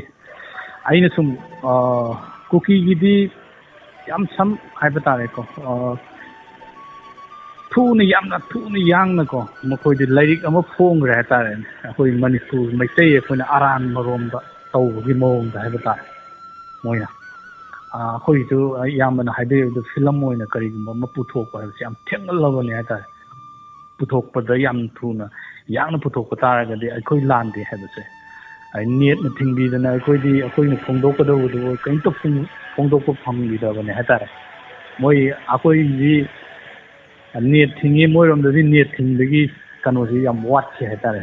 aduna makoi na phattaba tawbo ro afaba tawbo ro makoi di afaba rom da loina miyamna haidi mapalam da leibajingna yamna thuna khangba ngambi duga ngasi yamna nungaiba thamoida ko harauba haidi hangang kendragi map haidi youthing habata honorable chief minister da memorandum of decision sigi matang se lam da leibi ba habata kendra da leibi ba ko youthing hina punba ma gi kendra di akana tawira gan haidi mai magi kendra da leibi ba kabiri ba habata sigi da pullaga haidi masi hangang da tawri bu sumaina hangang gi chief minister da tawbani tang kunthra bogi manungda delhi da sapira ga haiba makoi gi jan kano si da memorandum da yauri ba kano si angthok na bai nai pe yauri yam ta ba da yam nungai ba adai tawbiri bu sigi matang da si yam na kare tare harau ba mudi po e ha ta aduna kendra da leibi ba youth singina thokpi ga da koi haji maitai da awa ba ori ba amasung kuding mak ta ha ba maitai amasung koki da wari ba se sigi yam fu matam da solution ma po na ba se haidi youth sing da di lohonning ba ta ne ada thomi youth ki ne na taw majing du haji amana chenjaram chana bagi ni adu taw bagi ni ada taw bagi ne na khaba da kai da de gi youtube ta de facebook ta mayam chengdok na ba zo dum thoi ha ta ne politics se ta yaw khil le ba ko sarjeng abai maitai ko ne taw thabak se kai gi na ha ganda aina mamang haijaba do but sanaba mai baje maitai da lai haije but sanaba je maitai da lai ba ado ngasi ikhang khangdana akoge thana bokpi da cookie jingna akoge changkhela ganda chef da bese ta tawri ba poche asai mbona tebse politics ne but sanara to ne adon section ba ba je mathau am tai amasung youth sing ho to mathau tai am youth sing na to ta ga di lekai khunggang da club sangsan mayam di lei ba ko club sing mayam mayam lei ado imphal mayum da gi khadi jitang nomak pa natra de ba ko khunggang da lei bi gi nom ngam de dar and khunggang da lei bi ba azagi youth sing lei bi ba club sing lei bi ba sing na tana bi khanda akhang sergeants amutang haitare ne ko lawbugi matam ma oire ba ko chahi ma phabage koi celebration black tea adu ada tawbugi matam natte haitare ne mon de ne ka tawda ba ya na bane haba akoi lanje let ba ya de haino akoi lady ba honorable chief minister se chi nik ba ya de bot ki di am wabiri nungai biri mayam ma satpiri tawbiri ngombiri ko ado bot ki wafam ji de ai kainta khanbirano mantu baza mayamna board ki damakta da wana ki ba tawna ki ba jingdo wabi gano ba mon de gano da board ja khoi da kana ba amta phang bana te ba su kan kana ro chahi manga lor di loirum na to moi thabak to aduna mamang da chahi manga ge ama sakhre chahi manga da sakhi budu chahi manga ge matung da ama mu khalakani adu ina khanbiro ba ko aji lan tawri mina lan ji mataw karam na lepa da ge ha ba matam da youth sing thokpiro lekai khunggang da leiba club sing hogat piro miyam na khong thindragadi kaidung da su lanje sungep lepang ngamoy aduna ngasi haingang la thokpirakpa misam barjar sing amsung youth sing punsin biraga ngasi honorable chief minister da memorandum of decision base khunggang da leibirba kendra da leibirba youth sing na ꯍꯧꯒꯠꯄꯒꯤ ꯃꯇꯝ ꯑꯣꯏꯔꯦ ꯍꯥꯏꯕ ꯋꯥꯐꯝꯁꯤꯃꯇꯪ ꯁꯥꯔ ꯍꯥꯏꯖꯅꯤꯡꯉꯤ ꯑꯗꯨꯒ ꯋꯥꯐꯝ ꯑꯃꯅ ꯉꯔꯥꯡꯁꯦ ꯁꯥꯔꯖꯦꯟ ꯑꯩꯗꯤ inspector ꯇꯌꯥꯏ ꯇꯥꯕꯗꯀꯣ ꯃꯤꯠꯇꯒꯤ ꯄꯤꯁꯦ ꯆꯥꯔꯝ ꯇꯥꯏ ꯉꯔꯥꯡ ꯏꯟꯁꯄꯦꯛꯇꯔ ꯇꯌꯥꯏꯁꯤꯗꯤ ꯌꯥꯝ ꯋꯥꯏꯕ ꯇꯥꯕꯗꯀꯣ ꯑꯗꯨꯝ ꯈꯪꯉꯦ ꯃꯆꯤꯟ ꯃꯅꯥꯎ ꯑꯅꯤꯒꯤ ꯑꯋꯥꯕꯁꯦ ꯁꯣꯏꯗꯅ ꯇꯧꯔꯛꯑꯅꯤ ꯑꯗꯨꯒ ꯃꯈꯨꯔꯥ ꯁꯥꯕꯗꯨꯅ ꯇꯧꯔꯛꯄ ꯑꯦꯛꯇꯤꯡ ꯁꯥꯔꯒꯤꯀꯣ ꯃꯁꯤꯒꯤ ꯇꯦꯂꯦꯟꯁꯦ ꯑꯩꯗꯤ ꯐꯤꯂꯝꯗ ꯑꯗꯨꯝ ꯀꯩ ꯍꯥꯏꯇꯥꯔꯦ ꯇꯧꯍꯟꯅꯤꯡꯉꯦ ꯍꯥꯏꯇꯥꯔꯦ ꯐꯤꯂꯝꯒꯨꯝꯕ ꯁꯥꯔꯅ ꯍꯥꯏꯕꯤꯕ ꯑꯩꯈꯣꯏꯒꯤ ꯀꯩ ꯍꯥꯏꯇꯥꯔꯦ ꯐꯤꯂꯝ ꯃꯆꯥ ꯄꯨꯊꯣꯛꯄꯒꯤꯁꯦ ꯁꯤꯗꯁꯨ ꯍꯥꯏꯗꯤ ꯌꯥꯝ ꯐꯖꯒꯅꯤꯕꯣ ꯁꯥꯔ ꯑꯩꯒꯤ ꯊꯃꯣꯏꯗ ꯉꯔꯥꯡꯁꯦ ꯑꯩꯗꯤ ꯉꯔꯥꯡꯁꯤꯗꯒꯤ ꯑꯩ ꯏꯆꯥꯅꯨꯄꯤ ꯑꯇꯣꯝꯕꯤꯗ ꯑꯦꯃꯤꯠ ꯇꯧꯋꯦꯕꯀꯣ ꯍꯣꯁꯄꯤꯇꯥꯜꯗ ꯃꯈꯣꯡ ꯍꯥꯝꯕ ꯑꯗꯨꯗꯒꯤ ꯑꯣꯕ ꯇꯧꯗꯅ ꯁꯥꯒꯠꯄ ꯈꯔ ꯃꯇꯝꯁꯦ ꯑꯩꯈꯣꯏ ꯀ꯭ꯂꯥꯏꯃꯦꯠꯁꯦ ꯆꯦꯟꯖ ꯇꯧꯔꯛꯄꯒꯤ ꯑꯩꯈꯣꯏ ꯌꯥꯝ ꯁꯥꯕ ꯁꯤꯗꯁꯨ ꯌꯥꯝ ꯁꯥꯏꯌꯦꯕꯀꯣ ꯂꯩꯕ ꯁꯨꯡ ꯉꯝꯗꯕꯗ ꯃꯩꯒ ꯃꯨꯠꯈ꯭ꯔꯗꯤ ꯑꯩꯈꯣꯏꯗꯤ ꯂꯣꯏꯔꯦ ꯃꯅꯤꯄꯨꯔꯗ ꯃꯩ ꯃꯨꯠꯂꯦ ꯍꯥꯏꯕꯗꯤ ꯁꯥꯕꯗꯤ ꯀꯌꯥ ꯐꯔꯝꯒꯗ꯭ꯔꯥ ꯍꯥꯏꯅ ꯈꯜꯂꯦꯕ ꯁꯤꯗꯗꯤ ꯃꯩ ꯃꯨꯠꯂꯗꯤ ꯑꯩꯈꯣꯏ ꯏꯃꯨꯡ ꯍꯥꯏꯕ ꯂꯩꯇꯦ ꯃꯄꯥꯟ ꯍꯥꯏꯕ ꯂꯩꯇꯦ ꯆꯞ ꯃꯥꯟꯅꯩ ꯑꯗꯨꯅ ꯌꯥꯝ ꯋꯥꯖꯩ ꯑꯗꯨꯅ ꯁꯥꯔ ꯃꯤꯀꯞ ꯊꯣꯛꯃꯤꯟꯅꯁꯤ ꯍꯥꯏꯕ ꯋꯥꯐꯝꯁꯤ ꯈꯤꯇꯪ ꯑꯩ ꯍꯥꯏꯖꯔꯒ ꯊꯝꯖꯔꯒꯦ ꯊꯥꯒꯠꯆꯔꯤ ꯃꯅꯤꯃꯣꯍꯟ ꯉꯔꯥꯡꯒꯤ ꯏꯟꯁꯄꯦꯛꯇꯔ ꯇꯌꯥꯏ ꯇꯥꯡꯀꯛ ꯍꯥꯏꯕ ꯇꯥꯔꯦ ꯅꯍꯥꯟꯒꯩ ꯁꯥꯟꯅꯖꯔꯤꯕ ꯇꯥꯡꯀꯛ ꯑꯁꯤꯒ ꯌꯥꯝ ꯃꯥꯟꯅꯗꯕ ꯇꯥꯡꯀꯛ ꯑꯃꯅꯤ ꯍꯥꯏꯇꯥꯔꯦ ꯋꯥꯊꯤ ꯋꯥꯔꯦ ꯑꯃꯅ ꯌꯥꯝ ꯀꯟꯅ ꯇꯧꯕꯅꯦ ꯉꯁꯥꯏ ꯃꯈꯨꯔꯥꯗꯣ ꯃꯥꯏ ꯀꯦꯔꯦꯛꯇꯔꯗꯣ ꯍꯥꯏꯇꯥꯔꯦ ꯑꯗꯨ ꯀꯦꯔꯦꯛꯇꯔꯗꯨ ꯁꯥꯕꯗ ꯑꯩꯁꯨ ꯃꯥꯅꯕ ꯍꯣꯠꯅꯕꯗ ꯍꯥꯏꯇꯥꯔꯦ ꯍꯜꯂꯣ ꯍꯜꯂꯣ ꯁꯥꯔꯖꯦꯟ ꯇꯔꯥꯝꯂꯛꯆꯔꯤ ꯑꯩ ꯆꯤꯡꯖꯕ ꯆꯤꯡꯉꯥ ꯃꯈꯥꯗꯒꯤ ꯋꯥꯌꯦꯡꯕꯝ ꯁꯟꯖꯣꯏ ꯇꯔꯥꯝꯂꯛꯆꯔꯤ ꯂꯦꯠ ꯋꯥꯌꯦꯡꯕꯝ ꯁꯣꯕꯥꯆꯟꯗ꯭ꯔꯒꯤ ꯃꯆꯥꯅꯦ ꯇꯥꯛꯄꯤꯌꯨ ꯁꯥꯔ ꯑꯩ ꯉꯁꯤ ꯐꯪꯕꯁꯦ ꯌꯥꯝ ꯅꯨꯡꯉꯥꯏꯔꯦ ꯁꯥꯔ ꯍꯣꯏ ꯇꯥꯛꯄꯤꯌꯨ ꯀꯔꯤ ꯋꯥꯐꯝ ꯉꯁꯤꯅ ꯊꯝꯕꯤꯅꯤꯡꯕ ꯑꯍꯥꯟꯕꯅꯦ ꯑꯩꯅ ꯇꯧꯖꯔꯦ ꯁꯥꯔ ꯑꯩꯁꯦ ꯋꯥꯐꯝꯁꯦ ꯀꯩꯅꯣꯅꯦ ꯁꯥꯔ ꯏꯅꯥꯛ ꯈꯨꯟꯕ ꯑꯗꯒꯤ ꯄꯩꯁా ꯄꯥꯏꯕ ꯃꯌꯥꯝꯅ ꯂꯥꯏꯔꯕ ꯑꯩꯈꯣꯏꯁꯤꯕꯨ ꯀꯩꯅꯣ ꯍꯥꯏꯇꯥꯔꯦ ꯅꯝꯊꯔ ꯁꯨꯝ ꯂꯩꯅꯤꯡꯕ ꯁꯥꯔ ꯃꯣꯏ ꯃꯈꯥꯗ ꯁꯨꯝ ꯂꯩꯌꯨ ꯍꯥꯏꯕꯒꯤ ꯐꯤꯕꯝ ꯑꯃ ꯂꯩꯕ ꯁꯥꯔ ꯁꯨꯝ ꯑꯗꯣ ꯑꯩꯈꯣꯏ ꯂꯥꯏꯔꯕ ꯑꯩꯈꯣꯏ ꯁꯨꯝ ꯅꯨꯡꯉꯥꯏꯖꯗꯕ ꯍꯥꯏꯇꯥꯔꯦ ꯁꯥꯔ ꯁꯨꯝ ꯑꯩꯈꯣꯏꯁꯨ ꯃꯤꯑꯣꯏꯕ ꯀꯧꯕꯅꯤꯅ ꯃꯤ ꯃꯈꯥꯗ ꯂꯩꯅꯤꯡꯗꯕ ꯍꯥꯏꯇꯥꯔꯦ ꯁꯥꯔ ꯑꯗꯨꯒꯤꯅꯦ ꯁꯥꯔ ꯑꯩꯈꯣꯏꯁꯨ ꯑꯗꯨꯗꯨꯅ ꯁꯥꯔ ꯃꯣꯏ ꯃꯈꯥꯗ ꯁꯨꯝ ꯂꯩꯕꯗꯨ ꯄꯥꯝꯖꯗꯕ ꯍꯥꯏꯇꯥꯔꯦ ꯁꯥꯔ ꯑꯗꯨꯕꯨ ꯕ꯭ꯔꯗꯔ ꯃꯤꯒꯤ ꯃꯈꯥ ꯊꯥꯕ ꯍꯥꯏꯁꯤ ꯃꯤꯒ ꯄꯨꯜꯂꯨꯔꯒ ꯃꯈा ꯊꯥꯕꯒꯤ ꯇꯉꯥꯏ ꯐꯗꯕꯒꯤ ꯑꯗꯨꯝ ꯇꯧꯕꯗ ꯃꯤ ꯃꯈꯥ ꯊꯥꯕꯗ ꯄꯠꯇꯦ ꯎ ꯃꯈꯥ ꯊꯥꯕꯗ ꯄꯠꯂꯦ ꯑꯩ ꯆꯨꯝꯅ ꯑꯗꯨꯝ ꯍꯣꯠꯅ ꯂꯣꯏꯔꯦꯗ ꯆꯨꯝꯗ꯭ꯔꯤꯡ ꯆꯠꯂꯒ ꯌꯥꯗ꯭ꯔꯒ ꯄꯨꯟꯗ꯭ꯔꯒ ꯂꯣꯏꯔꯦ ꯂꯥꯞꯊꯣꯛꯑꯒꯅꯦ ꯑꯩꯅ ꯍꯩꯅꯗꯕꯗꯨ ꯇꯞꯅ ꯂꯥꯞꯊꯣꯛꯄꯤꯔ ꯂꯣꯏꯔꯦ ꯄꯨꯜꯂꯨꯗ꯭ꯔꯒ ꯂꯣꯏꯔꯦ ꯑꯗꯨꯃꯥꯏꯅ ꯍꯥꯏꯇꯥꯔꯦꯅꯦꯀೋ ꯊꯥꯒꯠꯆꯔꯤ ꯕ꯭ꯔꯗꯔ ꯑꯩꯈꯣꯏꯅ ꯁꯨꯔꯤꯕ ꯑꯩꯈꯣꯏꯅ ꯇꯧꯔꯤꯕ ꯑꯩꯈꯣꯏꯅ ꯍꯤꯡꯂꯤꯕ ꯑꯩꯈꯣꯏꯒꯤ ꯀꯩꯅꯣꯁꯤꯗꯅꯦ ꯑꯗꯨꯝ ꯉꯝꯅꯕ ꯑꯗꯨꯝ ꯆꯠꯄꯤꯔ ꯂꯣꯏꯔꯦꯗ ꯑꯗꯨꯝ ꯂꯥꯟꯗ꯭ꯔ ꯂꯣꯏꯔꯦ ꯈꯔ ꯈꯥꯡꯕ ꯀꯟꯕ ꯇꯥꯕꯅꯦ ꯃꯤꯒꯤ ꯃꯈꯥꯗ ꯊꯕꯛ ꯇꯧꯔꯨꯔꯗꯤ ꯃꯤꯒꯤ ꯃꯤꯆꯩꯁꯨ ꯈꯔ ꯑꯗꯨꯝ ꯇꯥꯒꯗꯕꯅꯤ ꯃꯗꯨꯒꯤ ꯇꯥꯕꯒꯤ ꯍꯩꯅꯕꯤ ꯂꯩꯕꯅꯤ ꯐꯖꯅ ꯉꯥꯡꯄꯗꯨꯗ ꯐꯅꯤ ꯁꯥꯔ ꯌꯦꯁ ꯁꯥꯔ ꯑꯆꯨꯝꯕꯅꯤ ꯁꯥꯔ ꯑꯗꯨꯝ ꯍꯥꯏꯕꯤꯔ ꯂꯣꯏꯔꯦ ꯑꯗꯨꯝ ꯅꯪꯒꯤ ꯇꯧꯐꯝ ꯊꯣꯛꯄ ꯑꯗꯨꯝ ꯇꯧꯔ ꯂꯣꯏꯔꯦ ꯌꯥꯗ꯭ꯔꯒ ꯑꯩ ꯉꯝꯖꯗ꯭ꯔꯦ ꯃꯁꯤ ꯃꯇꯥꯡꯁꯦ ꯑꯩꯅ ꯀꯩꯅꯣ ꯇꯧꯕ ꯑꯩꯅ ꯆꯥꯟꯅꯖꯗꯕ ꯑꯩꯅ ꯍꯩꯖꯔꯨꯗꯕ ꯃꯇꯥꯡ ꯑꯣꯏꯔ ꯃꯥꯜꯂꯦ ꯑꯩ ꯄꯣꯊꯥꯖꯔꯒꯦ ꯍꯥꯏꯔ ꯄꯣꯊꯥꯔꯒ ꯀꯣꯛ ꯂꯣꯏꯔꯒꯦ ꯇꯧꯔꯦ ꯊꯥꯒꯠꯆꯔꯤ ꯃꯤ ꯑꯃꯅꯅꯦ ꯀꯩꯁꯨ ꯃꯤ ꯑꯃꯁꯦ ꯁꯨꯡꯇꯣꯟ ꯇꯣꯟꯗꯕꯅꯦ ꯃꯤ ꯁꯨꯡꯇꯣꯟ ꯇꯣꯟꯗꯕꯅꯦ ꯃꯤꯑꯣꯏꯕ ꯍꯥꯏꯁꯦ ꯑꯩꯈꯣꯏ ꯃꯤ ꯑꯣꯏꯅ ꯄꯣꯛꯂꯛꯏꯕ ꯑꯩꯈꯣꯏꯁꯦ ꯑꯩꯒꯤ ꯐꯤꯕꯝ ꯑꯩꯒꯤ ꯂꯩꯐꯝ ꯑꯩꯒꯤ ꯃꯐꯝꯗꯨꯒꯤ ꯋꯥꯅꯤ ꯑꯩꯈꯣꯏ ꯀꯅꯥꯅꯅꯦ ꯀꯅꯥ ꯑꯃꯗꯒꯤ ꯍꯦꯟꯕ ꯂꯩꯇꯦꯕ ꯀꯅꯥꯝꯇꯅ ꯀꯅꯥꯝꯇ ꯍꯦꯟꯕ ꯂꯩꯇꯦ ꯃꯤꯠ ꯎꯗꯕ ꯑꯃꯅꯁꯨ ꯃꯤꯠ ꯑꯎꯕꯗ ꯍꯦꯟꯕ ꯂꯩꯇꯦ ꯃꯥꯒꯤ ꯂꯩꯐꯝ ꯃꯥꯒꯤ ꯐꯤꯕꯝꯗꯨꯅꯅꯤ ꯑꯗꯨꯅ ꯃꯗꯨꯃꯛꯅꯤ ꯉꯔꯥꯡꯒꯤ ꯇꯥꯡꯀꯛꯇꯁꯨ ꯏꯟꯁꯄꯦꯛꯇꯔ ꯇꯦ ꯍꯥꯏꯗꯨ ꯎꯠꯆꯔꯤꯁꯤ ꯊꯦꯡꯛ ꯌꯨ ꯁꯣ ꯃꯆ ꯕ꯭ꯔꯗꯔ ꯋꯥꯈꯜ ꯍꯟꯊꯕꯤꯒꯅꯨ ꯑꯗꯨꯒ ꯁꯣꯏꯗꯅꯅꯦ ꯃꯥꯏ ꯄꯥꯛꯀꯅꯤ ꯂꯥꯟꯗ꯭ꯔꯒ ꯂꯣꯏꯔꯦ ꯑꯆꯨꯝꯕꯅ ꯃꯥꯏ ꯄꯥꯛꯄꯅꯤ ꯊꯦꯡꯛ ꯌꯨ ꯁꯣ ꯃꯆ ꯍꯟꯅ ꯊꯥꯒꯠꯆꯔꯤ ꯉꯔꯥꯡꯒꯤ ꯋꯥꯊꯤ ꯋꯥꯔꯦꯝ ꯑꯁꯤ ꯑꯩꯈꯣꯏꯒꯤ ꯀꯦꯔꯦꯛꯇꯔ ꯑꯃꯒꯤ ꯃꯃꯤꯡꯅꯤ ꯑꯗꯨꯅ ꯃꯌꯥꯝꯅ ꯋꯥꯊꯤ ꯋꯥꯔꯦꯝ ꯍꯥꯏꯔꯦꯅ ꯂꯥꯟꯅ ꯂꯧꯕꯤꯒꯅꯨ ꯑꯩꯈꯣꯏꯒꯤ ꯀꯩꯅꯣꯗꯁꯨ ꯚꯨꯃꯦꯁꯣꯔꯅꯁꯨ ꯏꯕꯤꯔꯛꯈ꯭ꯔ ꯃꯥꯜꯂꯦ ꯚꯨꯃꯦꯁꯣꯔꯤ ꯋꯥꯊꯤ ꯋꯥꯔꯦꯝ ꯑꯁꯤ ꯉꯔꯥꯡ ꯃꯈꯨꯔꯥꯗꯨꯅ ꯋꯥꯍꯩ ꯈꯨꯗꯤꯡꯒꯤ ꯍꯥꯏꯈꯤꯕ ꯃꯥꯒꯤ ꯀꯦꯔꯦꯛꯇꯔ ꯑꯃꯅꯦ ꯍꯥꯏꯇꯥꯔꯦ ꯋꯥ ꯑꯃ ꯍꯦꯛ ꯉꯥꯡꯉꯨꯕꯒꯀꯣ ꯋꯥꯊꯤ ꯋꯥꯔꯦꯝ ꯍꯥꯏꯕꯅꯤꯗ ꯑꯗꯨ ꯚꯨꯃꯦꯁꯣꯔꯤꯅ ꯋꯥꯊꯤ ꯋꯥꯔꯦꯝ ꯌꯥꯝ ꯃꯥꯜꯂꯤꯅ ꯍꯥꯏꯕꯅꯤꯗ ꯊꯥꯒꯠꯆꯔꯤ ꯊꯦꯡꯛ ꯌꯨ ꯁꯣ ꯃꯆ ꯍꯟꯅ ꯊꯥꯒꯠꯆꯔꯤ ꯉꯁꯤꯒꯤ ꯊꯧꯔꯝꯁꯤꯒꯤ ꯄꯨꯡꯈꯥꯏꯃꯨꯛ ꯂꯩꯖꯔꯤ ꯄꯨꯡꯈꯥꯏꯁꯤꯗ ꯑꯗꯣꯝꯅ ꯄꯨꯛꯅꯤꯡꯗ ꯐꯥꯎꯕꯤꯔꯛꯄ ꯋꯥꯈꯜꯂꯣꯟꯁꯤꯡ ꯇꯥꯛꯄꯤꯌꯨ ꯇꯝꯕꯤꯌꯨ ꯑꯩꯈꯣꯏ ꯃꯌꯥꯝ ꯈꯪꯃꯤꯟꯅꯁꯤ ꯆꯤꯡꯈꯩ ꯅꯠꯇꯦ ꯑꯩꯈꯣꯏꯒꯤ ꯀꯩꯅꯣ ꯆꯤꯡꯈꯩ ꯃꯣꯏꯔꯥꯡ ꯅꯦꯠ ꯀꯩꯁꯨ ꯇꯧꯗꯦ ꯑꯩꯈꯣꯏ ꯁꯤꯗꯗꯤ ꯍꯜꯂꯣ ꯍꯜꯂꯣ ꯁꯥꯔꯖꯦꯟ ꯋꯥꯍꯪ ꯃꯈꯣꯏꯗ ꯏꯀꯥꯏ ꯈꯨꯝꯅꯧꯖꯔꯤ ꯇꯔꯥꯝꯂꯛꯆꯔꯤ ꯍꯧꯖꯤꯛꯀꯤ ꯃꯃꯥꯡꯒꯤ ꯀꯣꯂꯔꯗ ꯉꯥꯡꯈꯤꯕꯗꯣ ꯑꯗꯨ ꯏꯅꯥꯛ ꯈꯨꯟꯕ ꯑꯃꯅ ꯂꯥꯏꯔꯕ ꯑꯃꯗ ꯁꯨꯝꯗꯩ ꯍꯥꯏꯕꯗꯣ ꯑꯗꯨ ꯑꯗꯨ ꯂꯥꯏꯔꯕ ꯑꯃ ꯍꯧꯒꯠꯄꯗꯤ ꯌꯥꯝ ꯋꯥꯏ ꯏꯅꯥꯛ ꯈꯨꯟꯕ ꯃꯉꯥꯅ ꯑꯣꯏꯔꯣ ꯑꯃꯅ ꯑꯣꯏꯔോ ꯋꯥꯔꯤꯕꯨ ꯑꯗꯨꯕꯨ ꯃꯤꯑꯣꯏꯕꯒꯤ ꯄꯨꯟꯁꯤꯁꯤꯗꯗꯤ ꯌꯥꯝꯅ ꯍꯟꯊꯅꯁꯨ ꯈꯟꯕꯤꯗꯕ ꯍꯥꯏꯇꯥꯔꯦꯅꯦ ꯃꯥ ꯉꯥꯡꯉꯤꯗꯣ ꯑꯗꯨꯒꯨꯝꯕ ꯄꯣꯠꯇꯨ ꯃꯥꯟꯕ ꯑꯗꯣ ꯑꯣꯖꯥꯅꯥꯎꯕꯤ ꯈꯟꯒꯦ ꯈꯟꯖꯅꯨ ꯀꯩꯅꯣ ꯑꯗꯨꯕꯨ ꯈꯟꯕ ꯃꯤꯗꯣ ꯂꯣꯏꯅꯕꯤꯗ꯭ꯔ ꯂꯣꯏꯔꯦ ꯀꯩꯗꯧꯔꯒꯦ ꯀꯩꯗꯧꯅꯨꯡꯗꯅꯦ ꯑꯗꯨꯝ ꯑꯩ ꯑꯃꯨꯛ ꯇꯦꯟꯅ ꯑꯩ ꯍꯥꯏꯖꯒꯦ ꯄꯥꯈꯨꯝ ꯑꯝꯇ ꯑꯩ ꯇꯦꯟꯅ ꯄꯤꯖꯒꯦꯕꯀꯣ ꯃꯤ ꯌꯥꯝꯅ ꯋꯥꯡꯕ ꯃꯤꯅꯅꯦ ꯃꯤ ꯑꯋꯥꯡꯕ ꯍꯥꯏꯁꯦ ꯃꯤꯁꯦ ꯌꯥꯝ ꯋꯥꯡꯉꯕ ꯃꯤꯒꯤ ꯃꯇꯤꯛ ꯃꯒꯨꯟ ꯌꯥꯝ ꯂꯩꯔꯕ ꯃꯤꯁꯦ ꯃꯇꯤꯛ ꯃꯒꯨꯟ ꯌꯥꯝ ꯂꯩꯔꯕ ꯃꯤꯁꯦ ꯌꯥꯝꯅ ꯋꯥꯡꯉꯕ ꯇꯥꯕꯤꯌꯨꯀꯣ ꯑꯣꯖꯥꯅꯥꯎꯕꯤ ꯑꯗꯨꯝ ꯃꯌꯥꯝꯁꯨ ꯑꯗꯨꯝ ꯇꯥꯕꯤꯌꯣꯕ ꯃꯤꯁꯦ ꯌꯥꯝꯅ ꯋꯥꯡꯉꯕ ꯃꯥꯏ ꯃꯒꯨꯟ ꯌꯥꯝ ꯂꯩꯔꯕ ꯃꯤꯁꯦ ꯌꯥꯝꯅ ꯋꯥꯡꯉꯕ ꯃꯥꯁꯦ ꯌꯥꯝ ꯋꯥꯡꯉꯕ ꯌꯥꯝꯅ ꯋꯥꯡꯉꯕ ꯑꯋꯥꯡꯕ ꯃꯤꯅꯅꯦ ꯍꯟꯊꯔꯒꯅꯦ ꯁꯨꯃꯥꯏꯅ ꯅꯣꯟꯊꯔꯒ ꯌꯦꯡꯉꯛꯄꯅꯦ ꯍꯟꯊꯔꯒ ꯅꯣꯟꯊꯔꯒ ꯌꯦꯡꯉꯛꯄ ꯍꯥꯏꯁꯦ ꯃꯤꯅꯨꯡꯁꯤꯅꯦꯕ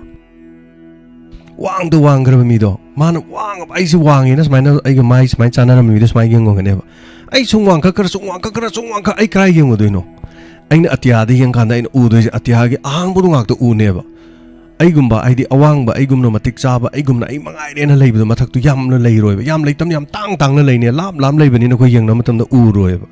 ꯑꯗꯨꯅ ꯀꯩꯗꯧꯅꯤ ꯎꯗꯕ ꯃꯤꯗꯨꯗꯤ ꯃꯥꯒꯤ ꯅꯥꯄꯜꯗꯨꯅ ꯑꯗꯨꯝ ꯂꯩꯅꯤ ꯃꯥꯅ ꯋꯥꯡꯉꯦ ꯀ꯭ꯋꯥꯡꯅ ꯑꯗꯨꯝ ꯐꯝꯗꯔꯦ ꯑꯗꯨꯅꯤ ꯏꯄꯥ ꯏꯄꯨꯅ ꯋꯥꯇꯣꯟꯅ ꯋꯥꯡꯉꯕꯗ ꯀ꯭ꯋꯥꯡꯅ ꯐꯝꯗꯔꯒ ꯀꯣꯜꯂꯦ ꯍꯥꯏꯁꯦ ꯑꯗꯨꯅ ꯇꯁꯦꯡꯕ ꯃꯤꯗꯤ ꯃꯇꯤꯛ ꯃꯒꯨꯟ ꯂꯩꯕ ꯁꯦꯜ ꯌꯥꯝꯅ ꯄꯥꯏꯕ ꯑꯗꯨꯒ ꯌꯥꯝꯅ ꯃꯇꯤꯛ ꯃꯌꯥꯏ ꯋꯥꯡꯕ ꯃꯤꯗꯤꯅꯦ ꯃꯥꯗꯤ ꯋꯥꯡꯉ ꯁꯨꯝ ꯀꯣꯟꯊꯔꯛꯀꯅꯦꯕ ꯀꯣꯟꯊꯔꯒ ꯀꯗꯥꯏ ꯌꯦꯡꯀꯅꯤ ꯃꯈꯥꯔꯣꯝꯗ ꯌꯦꯡꯀꯅꯦꯕ ꯃꯈꯥꯗ ꯌꯦꯡꯕ ꯍꯥꯏꯁꯦ ꯀꯩꯅꯣ ꯃꯥꯒꯨꯝꯅ ꯌꯧꯕ ꯉꯝꯗ꯭ꯔꯕ ꯃꯥꯒꯨꯝꯅꯅꯦ ꯃꯉꯣꯟꯗꯒꯤ ꯍꯦꯟꯅ ꯁꯣꯟꯊꯔꯕ ꯃꯤꯁꯤꯡꯗ ꯌꯦꯡꯉꯒ ꯃꯥꯅ ꯃꯇꯦꯡ ꯄꯥꯡꯉꯛꯀꯅꯤ ꯃꯥꯅ ꯅꯨꯡꯁꯤꯕ ꯃꯤꯠꯌꯦꯡ ꯌꯦꯡꯉꯛꯀꯅꯦꯕ ꯑꯗꯨ ꯃꯤꯑꯣꯏꯕ ꯑꯁꯦꯡꯕ ꯀꯧꯋꯦ ꯃꯇꯤꯛ ꯃꯒꯨꯟ ꯑꯁꯦꯡꯕ ꯋꯥꯡꯅ ꯂꯩꯕ ꯃꯤ ꯀꯧꯋꯦꯕ ꯑꯗ ꯑꯩ ꯃꯉꯥꯏꯔꯦꯅ ꯋꯥꯡꯉ ꯃꯥ ꯁꯨꯝ ꯅꯣꯡꯈꯠꯈ꯭ꯔꯗꯤ ꯃꯥꯅ ꯃꯈꯥꯗ ꯌꯦꯡꯉꯛꯄꯗꯤ ꯑꯣꯏꯔꯣꯏ ꯑꯅꯦꯝꯕ ꯑꯩꯈꯣꯏꯅ ꯑꯋꯥꯡꯕ ꯌꯦꯡꯕ ꯍꯥꯏꯁꯤꯗꯤ ꯃꯁꯥꯅ ꯇꯥꯕꯅꯤ ꯑꯗꯨꯅ ꯑꯩꯈꯣꯏꯅ ꯑꯗꯨ ꯇꯧꯋꯦꯌꯦ ꯑꯩꯈꯣꯏꯕꯨ ꯍꯟꯊꯅ ꯌꯦꯡꯉꯦꯌꯦ ꯑꯗꯨ ꯇꯧꯋꯦꯅ ꯍꯥꯏꯕꯗꯣ ꯑꯩꯈꯣꯏ ꯍꯥꯏꯒꯨꯝꯁꯦꯕ ꯑꯩꯈꯣꯏ ꯅꯦꯝꯃꯗꯤ ꯀꯩꯗꯧꯔꯅꯤ ꯅꯦꯝꯕꯗꯣ ꯑꯩꯉꯣꯟꯗ ꯅꯦꯝꯕꯗꯣ ꯂꯩꯇ꯭ꯔꯕꯅꯤꯅ ꯑꯩꯅ ꯃꯈꯥꯗ ꯌꯦꯡꯐꯝ ꯂꯩꯇꯦꯕ ꯑꯅꯦꯝꯕ ꯑꯩꯈꯣꯏꯅ ꯊꯥꯡꯀꯠꯂ ꯌꯦꯡꯕꯁꯦ ꯃꯁꯥꯅ ꯇꯥꯕꯅꯤ ꯑꯗꯨꯝ ꯌꯦꯡꯉꯛꯑꯗꯧꯅꯤ ꯅꯦꯝꯕ ꯑꯗꯨ ꯃꯊꯛ ꯌꯦꯡꯉꯛꯄꯁꯦ ꯁꯣꯏꯗ꯭ꯔꯦ ꯋꯥꯡꯕ ꯋꯥꯡꯉꯕ ꯃꯈꯥ ꯌꯦꯡꯗꯕꯁꯤ ꯅꯤꯌꯣꯝꯅꯤ ꯑꯗꯨꯃꯥꯏꯅ ꯑꯗꯨꯝ ꯈꯟꯇꯣꯛꯎꯁꯦ ꯍꯥꯏꯇꯥꯔꯦ ꯑꯩꯒꯤ ꯋꯥꯐꯝꯅꯤꯀꯣ ꯑꯗꯨꯅ ꯇꯦꯟꯁꯤꯟꯖꯒꯦ ꯑꯗꯣ ꯑꯣꯖꯥꯅꯥꯎꯕꯤ ꯑꯇꯣꯞꯄ ꯀꯔꯤ ꯋꯥꯐꯝ ꯍꯥꯏꯕꯤꯅꯤꯡꯉꯤ ꯇꯥꯛꯄꯤꯌꯨ ꯀꯩꯅꯣꯝꯇꯒ ꯑꯩꯈꯣꯏꯒꯤ ꯑꯁꯤꯕ ꯃꯆꯥ ꯉꯥꯛꯇꯅꯦꯕ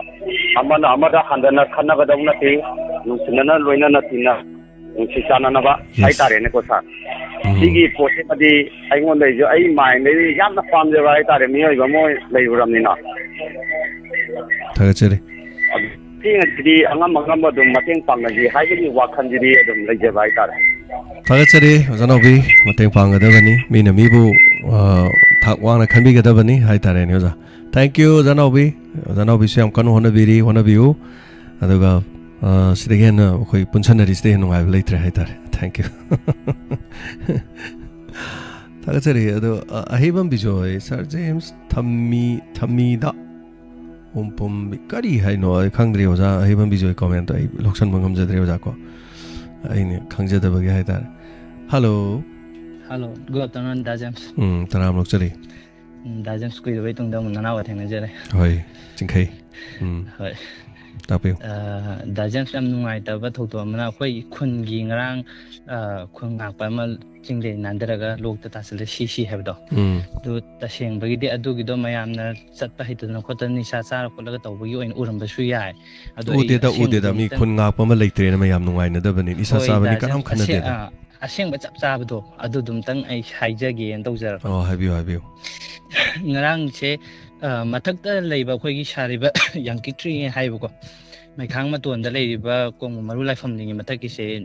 ꯁꯤꯒꯤ ꯕꯪꯀꯔꯁꯦ ꯌꯥꯝꯅ ꯅꯥꯇꯩ ꯆꯥꯗ꯭ꯔꯦ ꯅꯣꯡꯁꯤꯡ ꯇꯥꯔꯛꯄ ꯀꯥꯟꯗꯗꯤꯀꯣ ꯃꯅꯨꯡꯁꯦ ꯂꯩꯐꯝ ꯆꯥꯐꯝ ꯈꯪꯗꯕ ꯖꯤꯡ ꯃꯊꯛ ꯑꯣꯏꯕꯅꯤ ꯅꯨꯡꯁꯤꯠ ꯌꯥꯝ ꯐꯨꯔ ꯈꯣꯠꯂꯒ ꯍꯨꯝꯇꯣꯛꯄ ꯈꯣꯠꯄ ꯑꯗꯨꯃꯥꯏꯅ ꯌꯥꯝ ꯇꯧꯋꯦꯕꯀꯣ ꯑꯗꯨꯗꯨꯅ ꯇꯤꯝ 10-10ꯃꯨꯛꯅ ꯁꯥꯕ ꯇꯤꯝꯁꯦ ꯃꯣꯏ 4-5ꯁꯦ ꯀꯥꯔꯒ ꯑꯗꯨꯃꯥꯏꯅ ꯁꯦꯝꯅꯕꯒꯤ ꯆꯠꯈꯤꯕꯅꯦꯕ ꯑꯗꯨꯒ ꯑꯗꯨꯃꯥꯏꯅ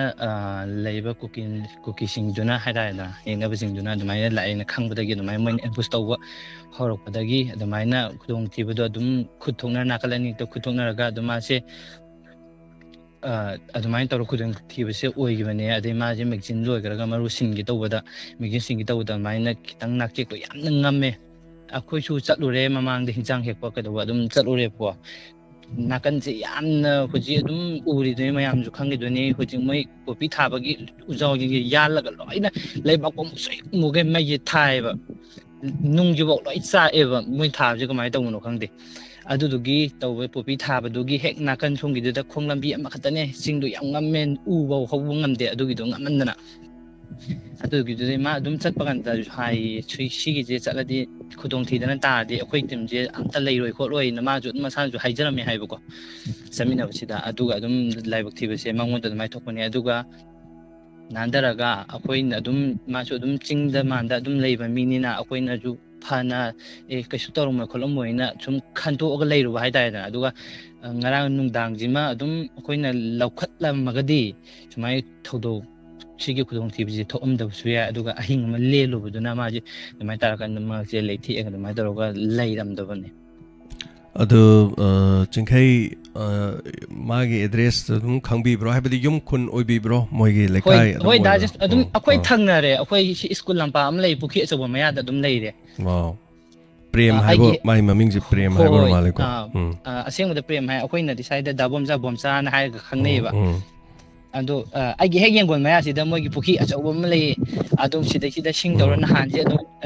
nang gi no mo ka ko no mo on the no ga lei bani ma chak to chu adum ui aurakpada adum akhoi yu si khun nga koina khun lekai gi sida taram base akhoi adum tamin najarame ba no kana da lei ba ya mane da yam ngai te nupi angang thiba macha leisu leire haibo male ko hoi da jam sti de angang nupi ma gun pang ba leire chahi kya mukti sure angang sing do angang se aso chahi 8 9 adumai sure handuna adu makha dudi chahi adum thangnare haitare yam naurun khubai magi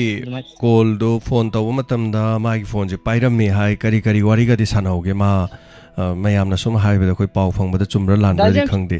adu hoi adu khuthokna bagi yamna kapnani kai matam du dadi adumaina tawrumba ya aduga adui matung dadi phone je amata line phangidre magi adum phone du su nakanda nandaraga kholaga angambani na adum manak toiraga su nandaraga kholaga leiramba adumai tawwe dagi khulai de magazine kai ke su manak tadi taraga su khaga lapnara adumai tawruga tawme adu khuthokna bagi manungje sidadagi di pau amta phaunadre okay adu mana takiba mafam du mafam su khangdaba haiba tare aduga mafam du khangam bataragadi numidang da lokhat piramagadi kana na khangni ko mabu hingjaba yabagi adugumba kudong chabadu leramgadabani hai tare ne hoi da james thagachari chingkai pau phangna se ko thagachari ngai taba pauni aduga kun ngak pama haiba tare kudong chadaba sigumba thokpagi haiba tare chingkai khoigi makhoigi lamdagi haiba tare yumnam kuno awang akhoi yumnam kuno ne yumnam kuno jani sui hai tare ko nambol yumnam kuno aduga mana akhoi pangai khunrak pa masom chalaga leba yumnam kuno haiba tare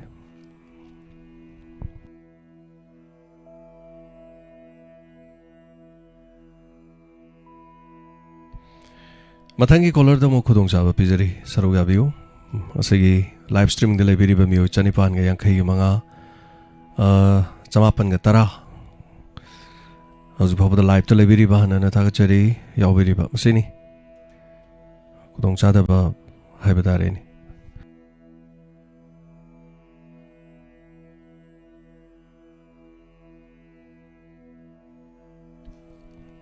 Facebook live to lebiri ba mioi nifugat ret taram nokchari punama kanana phondo pio do modom sunga sigi thorno ge da ba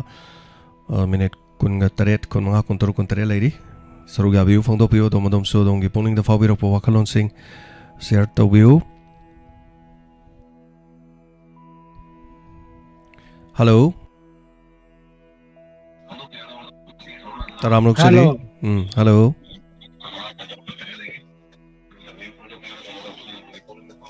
hello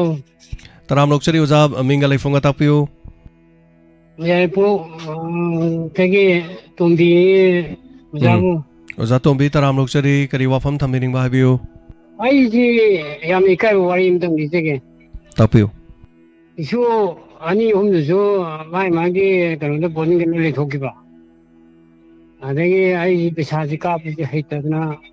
ꯇꯧꯕꯗꯒꯤ ꯑꯃꯗꯃꯨꯛ ꯇꯝꯃꯤ ꯑꯃꯗꯃꯨꯛ ꯇꯝꯃꯤ ꯑꯃ ꯄꯩꯁꯥ ꯀꯥꯞꯄꯗꯤ ꯑꯃꯨꯛ ꯑꯣꯖꯥ ꯇꯣꯝꯕꯤ ꯀꯩꯁꯨ ꯀꯥꯏꯕ ꯂꯩꯇꯦ ꯍꯌꯦꯡ ꯏꯁꯨꯁꯤꯡ ꯂꯥꯛꯑꯀꯥꯟꯗ ꯑꯗꯨꯝ ꯇꯧꯔ ꯂꯣꯏꯔꯦꯗ ꯀꯩꯁꯨ ꯑꯝꯇ ꯀꯥꯏꯕ ꯂꯩꯇꯦ ꯑꯗ ꯑꯩꯅ ꯑꯗꯨꯕꯨꯗꯤ ꯌꯥꯕ ꯑꯗ ꯑꯩꯅ ꯋꯥꯆꯞꯀ ꯀꯩꯅꯣꯗ ꯑꯩꯈꯣꯏꯒꯤ ꯗꯣꯅꯔ ꯒ꯭ꯔꯨꯞꯇ ꯋꯥꯆꯞꯇ ꯌꯥꯎꯖꯕꯅꯤꯅ ꯑꯩꯁꯤ ꯌꯥꯝꯅ ꯅꯨꯡꯉꯥꯏꯇꯕꯀꯣ ꯍꯣꯏ ꯍꯣꯏ ꯑꯗ ꯑꯩ ꯇꯝꯕ ꯌꯥꯕꯒꯤ ꯇꯝꯖꯔꯦ ꯑꯗꯣ ꯄꯩꯁꯥ ꯀꯥꯞꯄꯗꯤ ꯍꯩꯖꯔꯦ ꯍꯩꯔꯦꯕꯀꯣ ꯇꯥꯡ 18 18 ꯑꯩꯅ ꯑꯃꯨꯛꯀ ꯂꯨꯄा 100ꯁꯤ ꯑꯩꯅ ꯗꯣꯅꯔ ꯒ꯭ꯔꯨꯞꯀꯤ ꯊꯥꯖꯈꯤꯑꯕꯀോ ꯍꯣꯏ ꯍꯣꯏ ꯑꯗꯣ ꯏꯁꯀ꯭ꯔꯤꯟ ꯁꯣꯠꯇꯗꯤ ꯇꯧꯖꯔꯒ ꯑꯩꯅ ꯀꯩꯅꯣꯁꯤꯡꯁꯤ ꯑꯩꯒꯤ ꯏꯃꯤꯡ ꯏꯊꯥꯗꯤ ꯏꯈꯤꯗ꯭ꯔꯕ ꯏꯍꯦ ꯑꯗꯨ ꯃꯤꯡꯗꯨ ꯏꯗ꯭ꯔꯗꯤ ꯈꯪꯉꯣꯏꯗꯣꯏꯅꯤ ꯑꯣꯖꯥ ꯑꯗꯨ ꯌꯥꯔꯗꯤ ꯑꯗꯨꯒꯤ ꯒ꯭ꯔꯨꯞ ꯑꯣꯖꯥ ꯃꯤꯡ ꯏꯗ꯭ꯔꯁꯨꯅꯦ ꯒ꯭ꯔꯨꯞꯇꯨꯗ ꯑꯣꯏꯅ ꯊꯥꯕꯤꯌꯣꯕꯀꯣ ꯂꯤꯞꯇꯨ ꯊꯥꯔꯗꯤ ꯑꯣꯖꯥꯒꯤ ꯃꯤꯡꯗꯣ ꯃꯊꯟꯇ ꯊꯣꯛꯆꯒꯅꯦꯕ ꯑꯣꯖꯥꯅ ꯌꯥꯎꯕ ꯒ꯭ꯔꯨꯞꯇꯣ ꯑꯗꯩꯗꯨꯗꯅꯦ ꯂꯨꯄꯥ 100ꯒꯤ ꯁ꯭ꯀ꯭ꯔꯤꯟ ꯁꯣꯠꯇꯣ ꯑꯗꯨꯝ ꯈꯛꯇꯪ ꯊꯥꯒꯠꯄꯤꯀꯣ ꯑꯗꯩꯗꯤ ꯃꯤꯡ ꯏꯗ꯭ꯔꯁꯨꯅꯦ ꯑꯩꯈꯣꯏ ꯑꯉꯥꯡꯁꯤꯡꯅ ꯑꯗꯨꯝ ꯈꯪꯒꯅꯦꯕ ꯑꯗꯣ ꯑꯩꯅ ꯑꯣꯖꯥꯒꯤ GPS ꯅꯝꯕꯔꯁꯦ ꯁꯤꯗ ꯊꯥꯖꯈꯤꯕꯅꯤ ꯑꯗꯨꯒ ꯀꯩꯅꯣꯗꯤ ꯏꯁꯀ꯭ꯔꯤꯟ ꯁꯣꯠꯇꯤ ꯄꯤꯖꯈ꯭ꯔꯦ ꯑꯗꯨꯒ ꯑꯩ ꯃꯤꯡꯗꯤ ꯍꯥꯞꯄꯤꯗꯦ ꯑꯗꯨ ꯑꯩꯅ ꯍꯪꯖꯅꯤꯡꯉꯦꯀꯣ ꯑꯃꯨꯛꯇꯪꯒ ꯑꯗꯨꯗ ꯑꯗꯨꯒꯤ ꯅꯝꯕꯔꯗꯨꯗꯅꯦ ꯃꯤꯡ ꯑꯝꯇꯪ ꯏꯔ ꯊꯥꯖꯟꯕꯤꯔꯣ ꯑꯗꯨꯝ ꯊꯣꯛꯂꯛꯑꯅꯤ ꯑꯗꯣ ꯀꯩꯅꯣꯝꯇ ꯑꯩ ꯅꯤꯡꯁꯤꯡꯖꯒꯦ ꯇꯥꯛꯄꯤꯌꯨ ꯑꯩꯈꯣꯏꯒꯤ ꯀꯩꯅꯣꯒꯤ ꯗꯣꯅꯔ ꯒ꯭ꯔꯨꯞꯀꯤꯁꯤ ꯃꯁꯤ ꯑꯩꯈꯣꯏ ꯏꯁꯀ꯭ꯔꯤꯟ ꯁꯣꯠ ꯇꯧꯔꯒ ꯊꯥꯔꯒꯁꯨꯀꯣ ꯃꯁꯤ ꯑꯩ ꯐꯣꯟꯁꯤꯗ ꯑꯩꯈꯣꯏ ꯗꯣꯅꯔ ꯒ꯭ꯔꯨꯞ ꯌꯥꯝꯗ꯭ꯔꯕꯗ 9,9 ꯂꯩꯔꯦꯅ ꯈꯜꯂꯁꯦꯕꯀꯣ ꯃꯗꯨꯒꯤꯁꯨ ꯑꯩꯈꯣꯏ ꯗꯣꯅꯔ ꯒ꯭ꯔꯨꯞꯁꯤꯗ ꯋꯥꯆꯞꯇ ꯂꯩꯕꯅꯤꯅ ꯃꯗꯨ ꯔꯦꯀꯣꯔꯠꯇꯨ ꯑꯩꯈꯣꯏꯒꯤ ꯁ꯭ꯇꯥꯐꯁꯤꯡꯗ ꯅꯠꯇ꯭ꯔꯒ ꯑꯣꯖꯥꯒꯤꯗ ꯂꯩꯐꯝ ꯊꯣꯛꯇꯕ꯭ꯔꯥ ꯅꯠꯇ꯭ꯔꯒ ꯏꯁꯀ꯭ꯔꯤꯟ ꯁꯣꯠ ꯇꯧꯔꯒ ꯃꯤꯡꯒꯤꯗꯗꯤ ꯌꯥꯗꯕꯒꯤ ꯑꯃ ꯂꯩꯕ꯭ꯔꯥ ꯍꯥꯏꯕ ꯑꯧ ꯏꯁꯀ꯭ꯔꯤꯟ ꯁꯣꯠꯇꯨꯅ ꯈꯪꯉꯤꯁꯤ ꯀꯔꯤꯅꯣ ꯍꯥꯏ ꯀꯥꯟꯗ ꯄꯩꯁꯥ ꯀꯥꯞꯈ꯭ꯔꯦ ꯍꯥꯏꯕꯗꯨꯒꯤ ꯑꯆꯨꯝꯕꯗꯣ ꯑꯗꯨ ꯅꯠꯇ ꯇꯥꯔꯗꯤ ꯑꯩ ꯀꯥꯞꯈ꯭ꯔꯕꯅꯤ ꯍꯥꯏꯔꯗꯤ ꯃꯗꯨ ꯑꯩꯈꯣꯏꯅ ꯑꯃꯨꯛ ꯊꯤꯕ ꯑꯃ ꯆꯪꯉꯦ ꯑꯗꯩ ꯆꯪꯉꯤꯒ ꯆꯪꯗꯦꯒ ꯍꯥꯏꯕ ꯑꯃ ꯁꯨꯝ ꯆꯌꯦꯠꯅꯕꯗ ꯁꯦꯟꯒꯤ ꯀꯥ ꯍꯥꯏꯁꯤꯗꯤ ꯑꯣꯖꯥ ꯉꯁꯥꯏꯒꯤ ꯏꯁꯀ꯭ꯔꯤꯟ ꯁꯣꯠꯇꯨ ꯊꯥꯔꯛꯑꯗꯤ ꯑꯣꯖꯥꯅ ꯀꯥꯞꯄꯦ ꯍꯥꯏꯗꯨ ꯆꯨꯝꯃꯕꯅꯤꯅ ꯑꯣꯖꯥꯅ ꯄꯩꯁꯥ ꯀꯥꯞꯇꯦ ꯍꯥꯏꯕꯁꯦ ꯁꯨꯡꯍꯥꯏ ꯍꯥꯏꯔꯛꯑꯔꯣꯏꯕ ꯑꯩꯈꯣꯏꯅ ꯃꯔꯝꯗꯤ ꯑꯣꯖꯥꯒꯤ ꯀꯥꯞꯄꯦ ꯍꯥꯏꯗꯨ ꯏꯁꯀ꯭ꯔꯤꯟ ꯁꯣꯠꯇꯨꯅ ꯀꯥꯞꯄꯦ ꯍꯥꯏꯕ ꯁꯥꯈꯤꯅꯦꯕ ꯑꯗꯨꯅ ꯑꯗꯣ ꯀꯅꯥꯒꯨꯝꯕꯗꯤ ꯁꯨꯃꯥꯏꯅ ꯇꯧꯕꯁꯨ ꯌꯥꯎꯋꯦꯕ ꯄꯩꯁꯥꯗꯤ ꯀꯥꯞꯄꯕ ꯐꯦꯜ ꯑꯣꯏꯔꯕ ꯐꯦꯜ ꯑꯣꯏꯕꯁꯦ ꯃꯥꯅ ꯃꯁꯥꯅꯅꯦ ꯐꯦꯜ ꯑꯣꯏꯔꯦ ꯈꯪꯖꯗꯗꯅ ꯐꯦꯜ ꯑꯣꯏꯕꯒꯤ ꯏꯁꯀ꯭ꯔꯤꯟ ꯁꯣꯠꯇꯣ ꯑꯩꯈꯣꯏꯗ ꯊꯥꯖꯤꯜꯂꯛꯄ ꯌꯥꯎꯋꯦꯕ ꯍꯩꯖꯗꯗꯅ ꯇꯧꯕꯅꯤꯀꯣ ꯅꯝꯊꯥꯛ ꯇꯧꯕ ꯅꯠꯇꯕ ꯑꯗꯣ ꯑꯩꯈꯣꯏꯒꯤ ꯑꯉꯥꯡꯁꯤꯡꯅ ꯑꯃꯨꯛ ꯃꯦꯗꯥꯝꯅ ꯀꯥꯞꯄꯤ ꯄꯩꯁꯥꯁꯤꯗꯤ ꯑꯩꯈꯣꯏꯗ ꯆꯪꯉꯛꯇꯦ ꯇꯨ ꯁꯤꯗꯩꯗ ꯐꯦꯜ ꯊꯥꯔꯤꯁꯦ ꯑꯗꯨꯅ ꯍꯥꯏ ꯀꯥꯟꯗ ꯍꯩꯃꯥ ꯑꯩꯗꯤ ꯈꯪꯖꯗꯦꯅꯦ ꯑꯗꯨ ꯁꯨꯃꯥꯏꯅ ꯊꯣꯛꯄ ꯌꯥꯎꯋꯦꯕꯀꯣ ꯑꯗꯨ ꯀꯥꯞꯈ꯭ꯔꯕꯅꯦꯅ ꯍꯥꯏꯇꯥꯔꯒꯗꯤ ꯄꯩꯁꯥꯗꯤ ꯁꯣꯝꯗ ꯆꯪꯉꯛꯇ꯭ꯔꯀꯥꯟꯗ ꯄꯩꯁꯥꯗꯨ ꯀꯅꯥ ꯄꯨꯈꯠꯇꯣꯔꯤ ꯃꯗꯨꯅꯦꯕ ꯂꯨꯔꯤꯁꯦ ꯑꯗꯨꯅꯅꯦ ꯑꯣꯖꯥ ꯃꯤꯑꯣꯏ 9,000 ꯈꯔ ꯍꯦꯟꯅ ꯂꯩꯕꯗ ꯍꯥꯏꯕ ꯇꯥꯔꯦ ꯑꯗꯣ ꯁꯤ ꯃꯅꯨꯡꯗ ꯈꯨꯗꯣꯡꯆꯥꯗꯕ ꯌꯥꯎꯔꯤ ꯀꯥꯞꯄ ꯉꯝꯖꯗꯕ ꯍꯩꯖꯗꯕ ꯅꯦꯠ ꯌꯥꯈꯤꯗꯕ ꯑꯗꯒꯤꯗꯤ ꯂꯥꯟꯁꯤꯅ ꯄꯩꯁꯥ ꯐꯨꯒꯠꯄ ꯉꯝꯖꯗꯕ ꯃꯌꯥꯝ ꯌꯥꯎꯔꯤ ꯑꯣꯖꯥ ꯑꯗꯨꯝ ꯇꯥꯟꯅꯁꯤ ꯑꯣꯖꯥ ꯑꯗꯨꯝ ꯇꯥꯛꯄꯤꯔꯛꯑꯣ ꯑꯗꯨꯝ ꯀꯥꯞꯈ꯭ꯔꯒꯁꯨ ꯀꯥꯞꯈ꯭ꯔꯦ ꯍꯥꯏꯗꯅ ꯃꯦꯁꯦꯖ ꯑꯝꯇꯪ ꯏꯕꯤꯔꯛꯑꯁꯨ ꯌꯥꯏꯗ ꯑꯣꯖꯥ ꯑꯗꯨꯒ ꯀꯩꯅꯣꯝꯇꯒ ꯍꯥꯏꯖꯧꯒꯦ ꯇꯥꯛꯄꯤꯌꯨ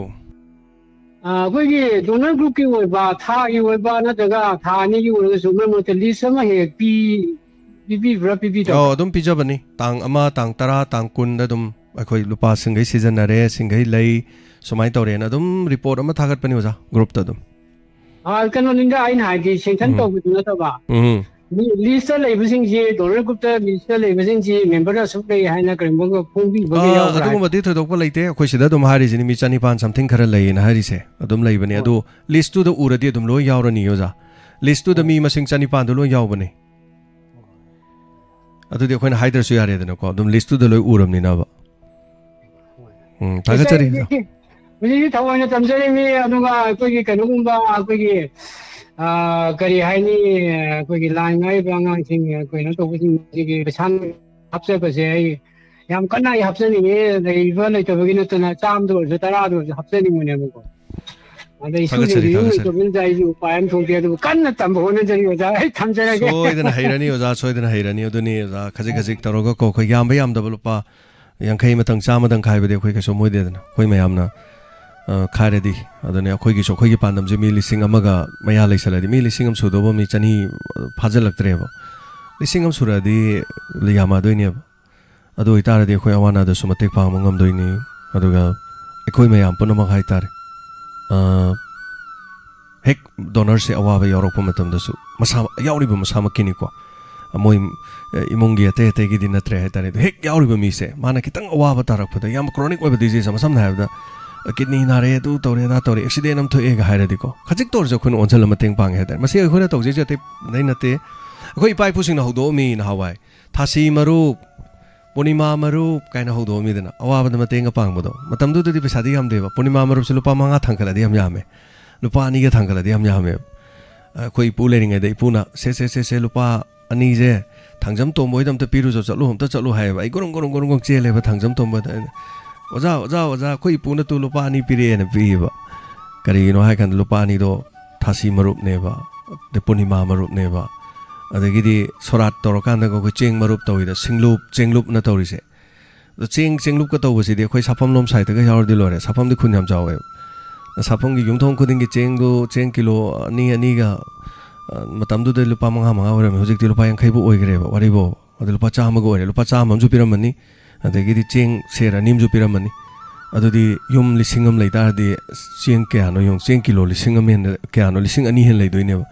Imung duma awa na tara ba ni na su da ba nom da ba yana chara hela su imung do da kare ani lei khi da bu gi awa ba phongto imung do chak chara hen da na keno tong na ba gi ne adu na mafam do singlup ani yarom tara di thaina na tori se ahlam na tori am phagra ja ne singlup ai do mi do lo ba mi do poloi ba kan do sing lei ba gi pesa do pho imung dei ting han de ai tare lupa yang kai khaina tar di le kai du gi yang kai khaina kan do da ma gi poloi ba do chang khi ba khot khi ba tau khi ba do lem ba pesa do na sorat ki son ba da bok season nei Tagachari, Masibuni, Singloop, Chengloop, Marup Nalace. Aduga Chamani donor has Aduna quick should like it away Yahoredan, like it ever donor Yaure, Sanku Ilang Bam Yawi, Quichalagamating Pangzaruri, and Marakta Lake Edabama, Amasu Mayagre, Marupam Suyagre, Sagon Banda, the Suikoi Mating Pangzari, what he boy. Yaw the Pasotion Utobudi, Yauram Banina. Yarum Magi Mafam the Soquimam, Kaikom of Masu, and Pontuiden. Madu the Nati Sunga Yarum the Bopo with the Haitare. Could the Yarum Tom Yarum, but the so Quichalagam, Mating Pangzuri, Kaikom, Nazuri Haitare. I don't see the Yaubiri, but Obiri Mayam say one Atarakumatum the day, a Koimayam say. As Carino Hanedorin, Adonis stated some biro, Wangang by Yaubio, and a Quisakanga Sig and a Quay Lauris in ever. Sakanga would the Queen Kangodorin, Budu. I guess Saksukan Kano, the resort of the Exalaga Imunmanum day. I better to leap by now. Lepogaina. Kitang Kahainiko, Malay Tabawa, the Fondo Pirui, Rondo Yauzeri Haitare. Then since I gave Matang Colomala Pyramid called Setamana Hangre, called Tobiro, Sunatangi, Minatram Amutangare, Toromsida, Sarugabio, Pondo Pio Domodom, Supponing the Fabir of Passing, and then a Tagachari, a city pulling you are all the Sarugabiri, my Ampanamaduka Kovigan, on my Zinumisi, Jelaxmi, Aduga Maduri. Matam misay habitarin. Numidang pong tare taba matam na. Do karigi damang tanong ko'y kun nga po singi. Mateng pang na nabaning haba from duni.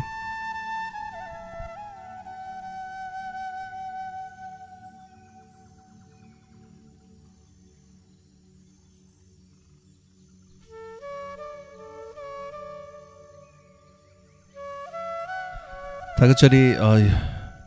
Yuren Bamdaki Sangita. Lupa Chahum the Kapir Edukari season about do no Habido, Madum Tang Tapira de Amuani. Hello. Hello. Taram Luxury Madame Tamselo Shalakadore, Habi Kari Wafam Tambini Tapio. We started this Sunday program, the Yam Day, the Patama Katanga Giveni. Jogzere? Matang Batang program, Madun Silaga Mayam gave him a thing Pambo, Punadum Honabina, Mayama Punbana Honabina. Bana khai akoi koine lai ta banina akoi khara contribute khara tamjari sinna dingam bana tamina tension aga dingam tawidana sa punsanar di loinga midena ko lupa cha mai se punsanar di loinga manga ta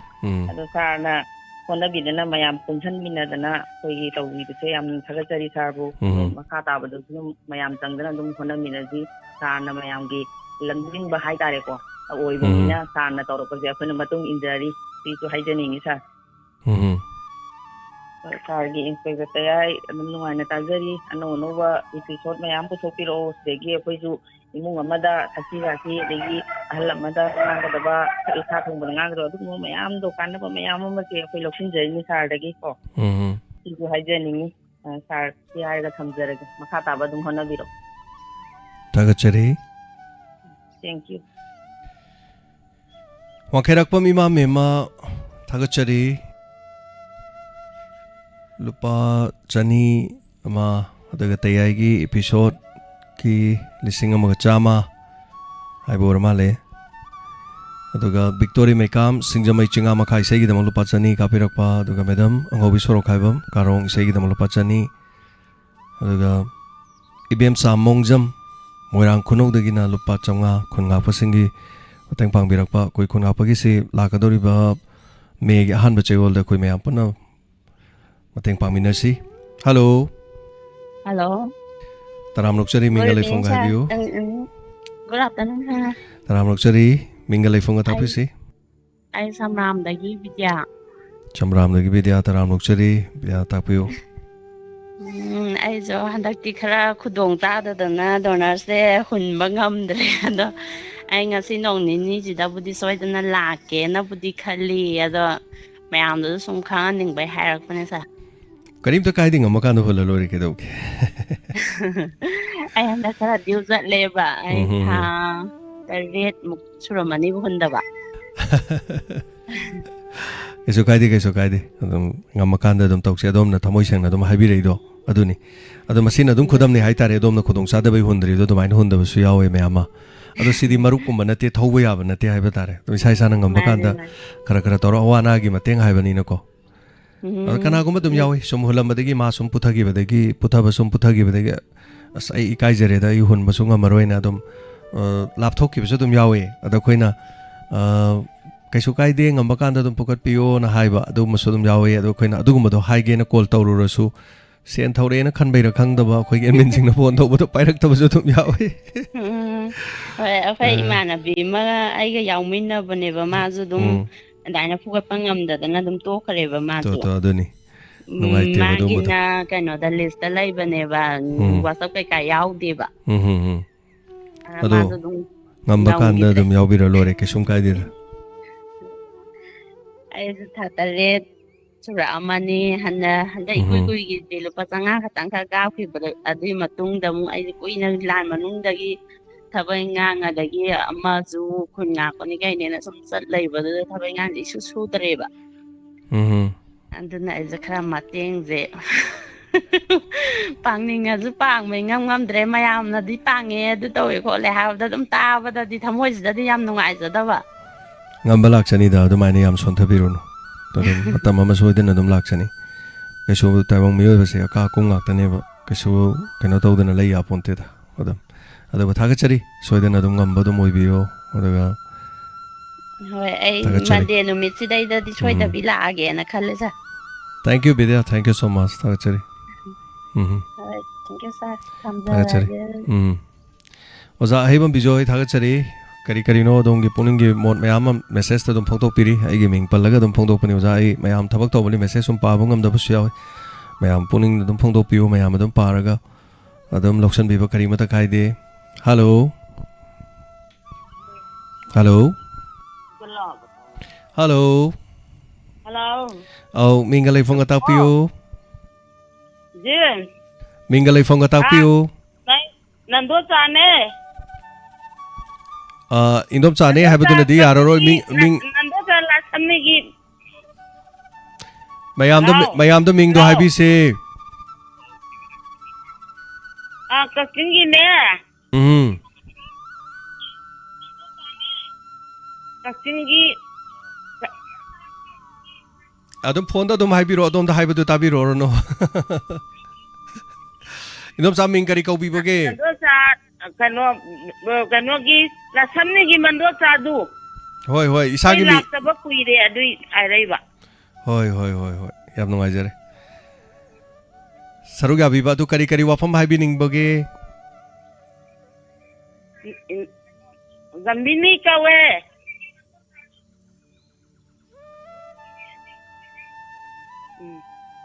hoi akoi la ba kuire dai Thagachari noma matang cha bada soidana lakpiyo inom cha koi adumak leijei na da biyek tabada moibiyo matang cha ra kanda dum lakpiyo haina haijari inom cha thorom tabiba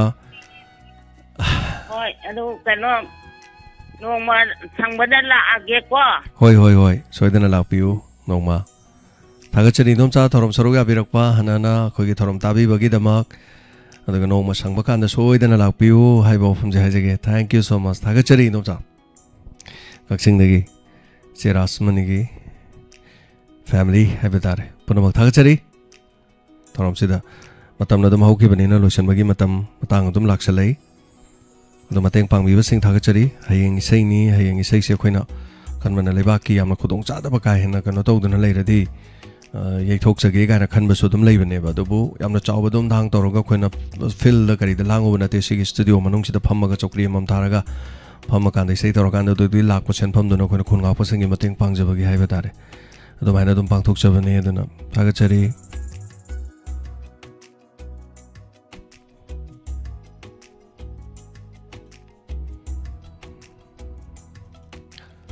Norendro thagachari taramna mokchari Elija thagachari thengasu thengna sangsin birakpa Nauba thagachari Tengom Sosila thagachari Ngarang inspector tayagi wari yam tongan ba wari mani no wari ma aduga wari si net yadabana maram murakanda tabidaba haibadare net yadridi karigino de mai laktaba mai laktamni na dum keno do net yanadabagi haitarene aduga maruena jio so ngarang na handai jio si ya yadabagi ninga saisu koigi color ma takpiramado aduna maram murakanda thorom du yengning bataning ba mayam du yengba yadabagi haibadare sigum sudum thokpa yawi Anyway, thagachari hanana duga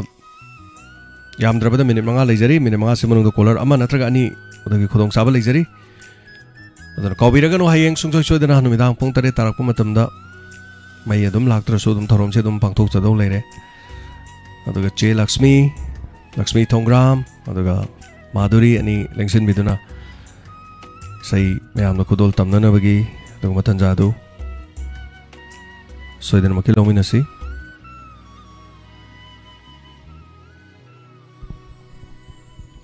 aduga paisa mateng pangbirakkiba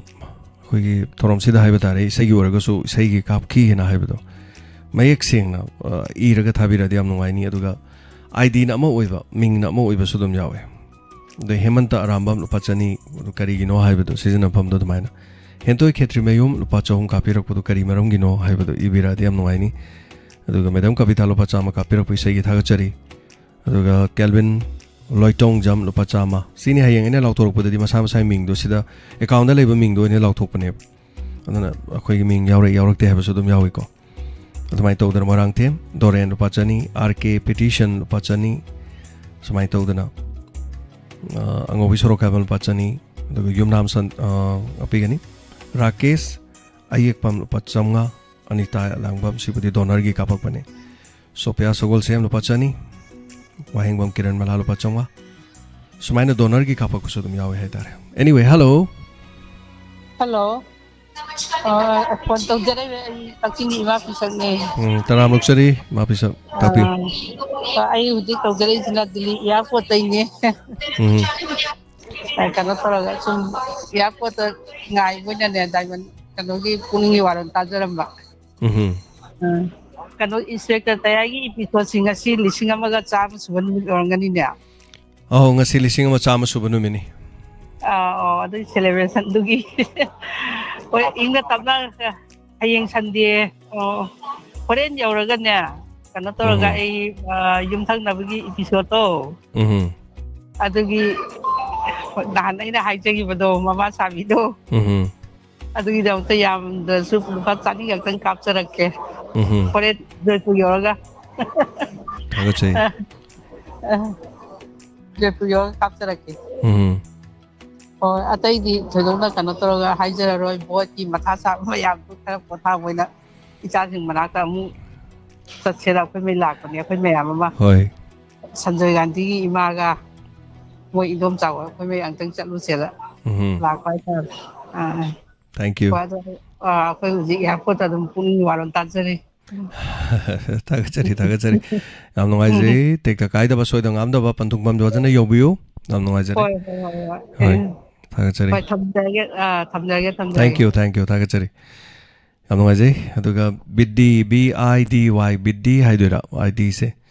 bidina donor yauk jagi na takpire donor yauk bi yai karim ta kai belaite donor yauk na nabagi damak aikhoi gi number screen da leriba number se 9077282001 screen da leriba number haiba tare aduga sigi number se text to birak pe yare adongi ming amadi leifam phone number iraga ꯑꯗꯨꯃꯛ ꯌꯥꯔꯦ details ꯊꯥꯕꯤꯔꯛꯑꯒ ꯑꯗꯨꯝ ꯑꯗꯨꯒ ꯃꯔꯨꯑꯣꯏꯅ ꯑꯩꯈꯣꯏꯒꯤ ꯗꯣꯅꯔꯁꯇ ꯂꯩꯕꯤꯔꯤꯕ ꯃꯌꯥꯝ ꯄꯨꯝꯅꯃꯛꯁꯨ ꯏꯁꯥꯒꯤ ꯐꯣꯇꯣ ꯄꯤꯁꯤꯟꯒꯗꯕꯁꯤꯡ ꯐꯣꯇꯣ ꯄꯤꯁꯤꯟꯕꯤꯌꯨ ꯑꯩꯈꯣꯏꯒꯤ ꯑꯦꯜꯕꯝ ꯑꯃ ꯍꯥꯏꯕ ꯇꯥꯔꯦ ꯗꯣꯅꯔꯁꯇ ꯌꯥꯎꯔꯤꯕꯁꯤꯡꯁꯤꯒꯤ ꯄꯨꯔꯥ ꯑꯦꯜꯕꯝ ꯑꯃꯁꯨ ꯑꯩꯈꯣꯏꯅ ꯁꯦꯝꯒꯗꯕ ꯑꯗꯨꯒ ꯑꯩꯈꯣꯏꯅ ꯃꯇꯦꯡ ꯄꯥꯡꯕ ꯆꯠꯆꯔꯨꯕ ꯈꯣꯠꯂꯨꯕ ꯇꯧꯔꯨꯕ ꯃꯌꯥꯝꯁꯦ ꯁꯤꯁꯤꯒꯤ ꯗꯣꯀꯨꯃꯦꯟꯇꯔꯤ ꯑꯃ ꯑꯩꯈꯣꯏꯅ ꯁꯦꯝꯖꯒꯗꯕ ꯍꯥꯏꯇꯥꯔꯦ ꯗꯥꯏꯃꯟ ꯗꯣꯅꯔꯁꯅ ꯇꯧꯖꯔꯛꯏꯕ ꯃꯌꯥꯝ ꯍꯧꯖꯤꯛ ꯐꯥꯎꯕꯗ ꯃꯇꯦꯡ ꯄꯥꯡꯈꯤꯕ ꯃꯌꯥꯝ ꯄꯤꯈꯤꯕꯁꯤꯡ ꯇꯧꯈꯤꯕ ꯃꯌꯥꯝꯁꯤꯒꯤ ꯑꯩꯈꯣꯏꯒꯤ ꯗꯣꯀꯨꯃꯦꯟꯇꯔꯤ ꯑꯃ ꯑꯗꯨꯒ ꯁꯤꯗꯁꯨ ꯑꯩꯈꯣꯏ ꯁꯤꯗ ꯂꯥꯛꯄ ꯀꯥꯟꯗ ꯑꯩꯈꯣꯏꯒꯤ ꯑꯦꯜꯕꯝ ꯑꯃ ꯁꯦꯝꯕ ꯍꯥꯏꯇꯥꯔꯦ ꯌꯥꯝ ꯆꯥꯎꯕ ꯑꯦꯜꯕꯝ ꯑꯃ ꯃꯌꯥꯝꯅ ꯍꯥꯡꯗꯣꯛꯑꯒ ꯌꯦꯡꯕ ꯌꯥꯕ ꯍꯥꯏꯕ ꯇꯥꯔꯦ ꯃꯇꯝ ꯈꯔ ꯂꯩꯔꯀꯥꯟꯗꯅ ꯑꯩꯈꯣꯏꯅ ꯁꯣꯚꯦꯅꯤꯌꯔ ꯑꯃꯃꯨꯛ ꯐꯣꯡꯕ ꯁꯣꯚꯦꯅꯤꯌꯔ ꯐꯣꯡꯉꯀꯥꯟꯗ ꯏꯁꯥꯒꯤꯁꯨ ꯀꯣꯄꯤ ꯑꯃꯃꯝ ꯂꯩꯅꯕꯒꯤ ꯃꯗꯨꯗꯤ ꯁꯦꯜ ꯈꯔ ꯆꯪꯕ ꯊꯕꯛꯇꯤ ꯑꯣꯏꯒꯅꯤ ꯑꯗꯨꯕꯨ ꯍꯥꯏꯔꯤꯕꯁꯦ ꯃꯇꯝꯗꯨꯒꯤ ꯃꯇꯨꯡ ꯏꯟꯅ ꯁꯣꯏꯗꯅ ꯄꯨꯔꯛꯄ ꯑꯣꯏꯁꯅꯨ ꯑꯗꯨꯒ ꯑꯩꯈꯣꯏ ꯗꯣꯅꯔꯁꯇ ꯌꯥꯎꯕꯤꯔꯤꯕꯁꯤꯡꯅ ꯑꯗꯣꯝꯒꯤ ꯃꯥꯏꯊꯣꯡ ꯐꯖꯅ ꯎꯕ ꯍꯥꯏꯕ ꯇꯥꯔꯦ ꯐꯣꯇꯣ ꯄꯥꯁꯄꯣꯔꯠꯀꯤ ꯇꯥꯏꯞꯇ ꯑꯣꯏꯔꯁꯨ ꯌꯥꯏ ꯄꯥꯁꯄꯣꯔꯠ ꯅꯠꯇ꯭ꯔꯁꯨ ꯌꯥꯏ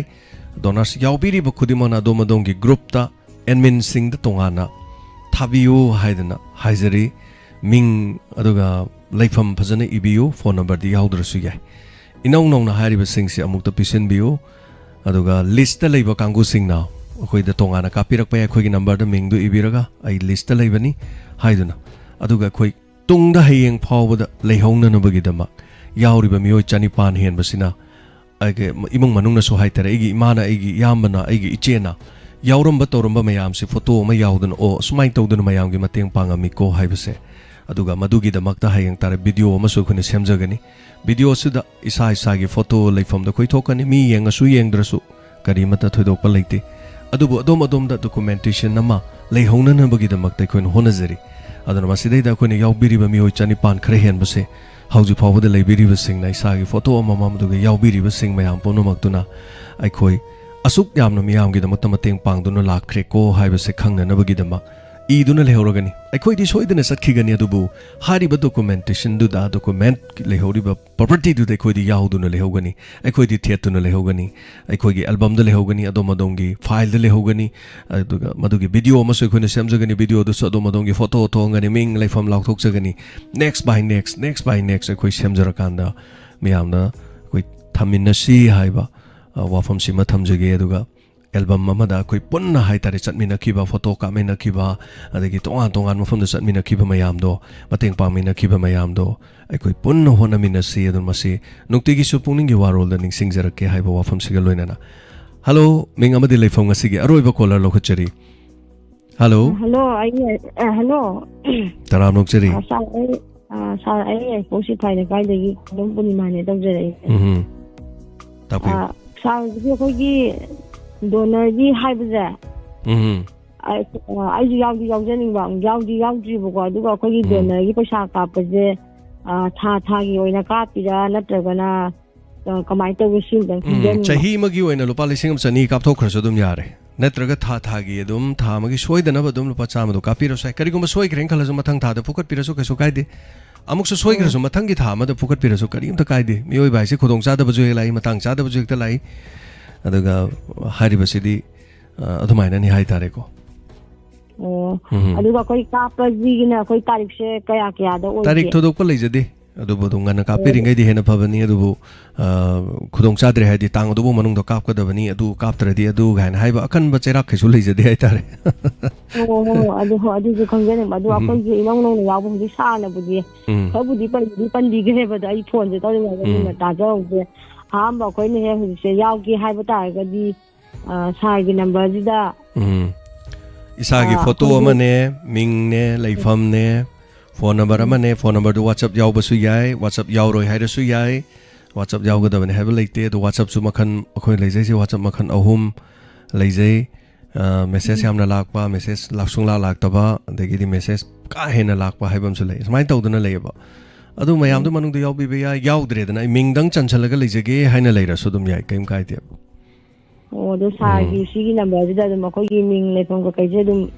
ꯊꯥꯔꯛꯑꯒ ꯂꯣꯏꯔꯦ ꯌꯥꯏꯑꯕ ꯑꯩꯈꯣꯏꯗꯒꯤ ꯖꯤꯄꯦ ꯂꯧꯕꯤꯔꯒ ꯂꯣꯏꯔꯦ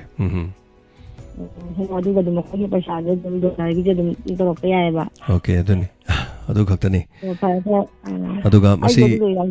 ꯑꯣꯀꯦ ꯑꯗꯨꯅꯤ ꯃꯁꯤ ꯌꯥꯎꯕꯒꯤ ꯀꯥꯟꯅꯕ ꯍꯥꯏꯔꯗꯤ ꯃꯤꯒꯤ ꯃꯇꯦꯡ ꯄꯥꯡꯕ ꯑꯗꯨꯒ ꯑꯩꯈꯣꯏ ꯍꯥꯟꯅ ꯍꯧꯈꯤꯕ ꯆꯍꯤ ꯃꯌꯥꯝ ꯀꯨꯏꯔꯦ ꯑꯗꯩ ꯍꯧꯖꯤꯛ ꯌꯥꯎ ꯇꯥꯔꯒꯗꯤ ꯍꯥꯟꯅꯒꯤ ꯃꯌꯥꯝꯗ ꯐꯨꯀꯠꯂꯒ ꯌꯥꯎꯒꯗ꯭ꯔꯥ ꯅꯣ ꯌꯥꯎꯔꯣꯏ inong no yauragadi inong no yaubiri batha magi lupa chama duna dum yare maduni leiri bo fam se duga kari guma yaubi bataragadi adom isamak yaubi bani na ko hoi kana guma dum yawe ba khoi gi indom chai gi yum mai chai adai khoi indom chai gi adu dai da angang am nai akhoi da mateng pango hairak pasu yawe adu guma de khoi ngamja da pasu yawe aduga indom cha oiram tar su indom cha du gi leiri yum lei kere natraga kari guma phibam dum miyam da gi yam na tonga lo khoi inquiry ma tawjai hai tare samja haijara ba da mateng pango na la kan da yum du da kari hai ni ko som gi wana te ko khoi mayam gi wane sum khana jaba imong du da mi tare ni pan leire suba nomba loina ngame phaigan na chaw ba thabak suba ngamam yam leire thabak ti su da imong do ware mateng pango hai di mina sympathy ka su phang do leite adu samne hai ba da mayu makai du ji pungyo he gyu da na leira ba aduga chaningai thangningai su karim leita ba ison son ba makhang ni imong du pu leram ba imong du da na ba ngak ta dom tu leram ba gum ba karim khudong cha da ba ek gieng ba da mayam ga mana da na leram ba adu masini maroina khoina tawjari se aduga ngasi baugi history mayam wari mayam se khoina phongok pha matam da karam ba imong da kari tawki ba mayam do khoina phongjara kan da documentary ma khoina semjara kan da khoina tawki ba ma di tawlo kadori ba mayam punamak se hoji phaugi mayam hai ba tare loina mayam da khangan jarake loina uthok jarake mado masina khoina tawjari sidi koi mana phangnana bagi natte prize phangnana bagi natte aduga photo gi damak video gi damak ta sunate hoji phawadi khoina diamond donors na hai jaba tare ngasi phawda mi hang ge smaina tawjarak pasida chahi ke ano 2018 dagi lep laitana khoina masi hoji phawji mai pangna sathajarak libani hajari ba ado sigo masi de khoi angama mateng pangjabani tawbada di yauri ba mi masamok tona khudak ta lekhidraba imong manung da wa ba saru ya ba ngamjaba khara khoina pijaba aduga aikhoi punamakna masa gi accident tholokpa hek yauri ba mi duna hek kan heng na ba yekpa yaurok pa taragadi maduda ngamjaba khajik tang yamba yamdaba mateng pangjabani taseng bade gi kana banati aina maram moiduna kana gumba amagi momon minok tamhan badani ngamjaba thagachari hanana aduga ngasigi thormasi be hena mapung phan biriba thagachari aduga yaripok tagi lakpi be cheichal singsu haninga leitena thagachari yaripok kak mayai dagi imaben sing lakpi ba koi thorom sida photo uchabani thagachari yaripok kak mayai dagi lakpi ba cheichal itema mayam ima sing thagachari thorom sida lakpi ba sigi dama aduga mateng pangbirakpa khun ngakpagini haidana mateng pangbirakpada koirom robindro singh lupachani thank you so much anana thagachari lupachani yam korba senphamni pangtok chagadori bai sei sisu khun ngakpagi adugi damaktani aduga arambam hemanta thagachari lupachani khun ngakpagi pebirakiba aduga aina lautok chabada yaurak taba yauragadi screenshot to amu hana thabiro ai soidana maki amu khana hayengi da moisinjage aduga soidana maki hona jage aduga charang patagi ima kainahan bina diamond da lupa chani pibirak ima kainahan thagachari hana ima kainahan busu aduga masigi pibirak pa ina lautok chawdabada yaw kiba taragadi screenshot lor kanda soidana thabiro haiba wafam se haijage thagachari yamna khoigi radio lila ma namjari radio lila hoji yam kana namjari loige dore lila si aduga miyam da khoina lila si yamna yangna tahanna bagi damak to honajari radio lila maming halakki gani haiba lila maming sini namjari ba adana miyam support to view lila sisu mamang da mai pangna puthokraba lila khangdi chatkre haiba lila dugi tim dunga tani mohana lila si atopa family play ama mo sanajarak ba haiba tare the family play siam kana namjari ai samaksu mayam ba masajari aduga khoi staff sing su dum yaujari lila sida makhan aduga surmangon nokphadegi surmangon gi machanupi surbalani sida lerise mabung surmangol the news english ki news yamna pabado seranturan paro yam nohon biba adugi hepo mina ba machanupi ni chanupi atonbi surbala yauri handaki sida mau magi role da masu sajari mayam promo lila si so support to bio mayam yokhat pio haiba tare artist sing na kari su phangjaba na te dubu mic pak putuni khoi gidi pamjari ba asidi da sel to madu da gi haiba kari mata leise de haiba tare ado puno makse khoi mathang series 9 na puthok jaba mo lila haujaragani so thank you so much thagachari hana asigi thoromasi de hena mayam na mapung phan bi ba asigi pungning gi warol asi mapung phan bi ba gi da mo hana thagachari asigi da muktadi pungning gi warol thorom matang ase luisin jabagi ayabadu mayam punomaktagi luxury mayam successina lemina si afaba yaifaba punomak weminarasi mathangi thorom da mo taminarasi punomapu khurumjari and take care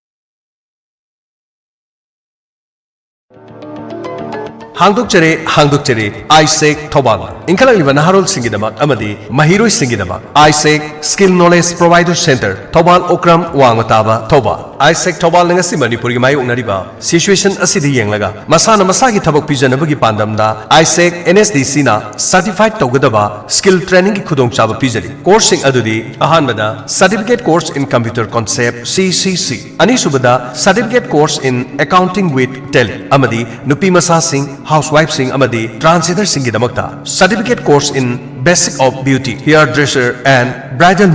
makeup course asi introductory offer oina training fee logzaro loinana matakta panjari course ahumak asi orphan amadi relief camp da ladiba mahiroi singi oina karigama fee amatna lodana lemna training pizagani form issue amadi submission tawbagi aroiba numit chaliba sahi asigi april gi tang kun manga english singani kun mari course haugadaba numit april gi tang kun mapan english singani kun mari akupa marul gi dama contact tobiu Isaac Thobal opposite new era higher secondary school Thobal mobile number 7005356 amukana 7005356 adom tonga tongan ba computer gi course kya marum di tamba irailai adubu luri badi mahi so hiba amadi asengba certificate pai badu maramasina khodong chabasi lobiho khanghan zariba akoizam biswajit center manager Isaac Thobal hangdukchere Ayush Healing Point Armani Building Pakhang Lapam Pareng Kaksing Khunyai Lekai Mafam Masida Ayush ki laing bagi khudong saba phangbiragani loinana makal khudimaki therapy tawbagi khudong saba su phangbigani therapy makal singadudi homeopathic consultation yoga and naturopathic consultation Ayush medicine acupuncture massage therapy yoga therapy steam bath ultrasound therapy interferential therapy infrared therapy vibro massage back therapy weight loss therapy asina sima makhal kaya gi therapy sing phambigani loinana liver gi anaba amadi kidney da nung leiba amadi tonsillitis skin gi problem loinana nupi gi anaba sing amadi anxiety stress tumba yadaba sina singba sigi laing gi khudong saba pijari basi khatna tana allergic oiba gout leiba heart amadi masigi mari leinaba leina sing diabetes amadi haksang gi weight hengatpa tonga tonga balena kaya gi maram dasu tanabibe yagani Ningtaukaban numit tagina thangja numit ki ayuk pung 8 dagina pung 2 fauba loinana nomaiji numit ayuk pung 9 dagina nuthil pung 3 faubagi doctor unabi bagi khudong saba phangbigan akopa marol gi dama 8413935890 loinana 6009968145 Ayush Healing Point Cure with Care Armani Building Pakhang Lapam Pareng Kaksing Khunyai Lekai Nungairaba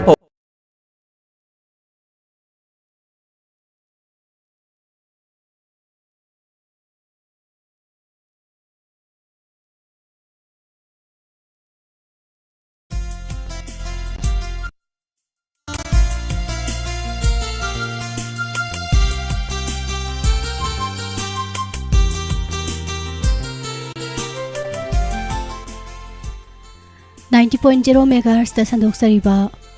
wahong radio thorom tabiriba mayamda khanganjari madudi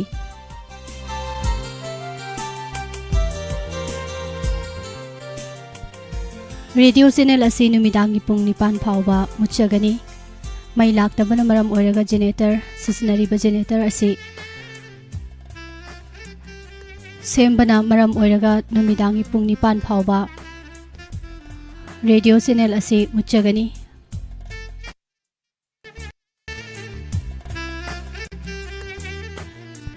loinana khusem radio diamond tv channel youtube skTV iscom tv channel sing asidadi program sing makhadu makcha thajagani masigi damak wahong radio tabiriba mayam warau biroi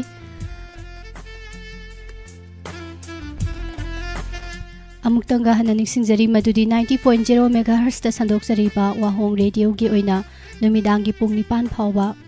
radio channel asi muchagani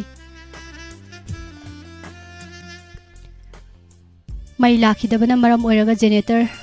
sembagidamag radio si mutsagadabani mayam masigidamakta radio tabiriba mayam warau biroi thoro makha taba taminase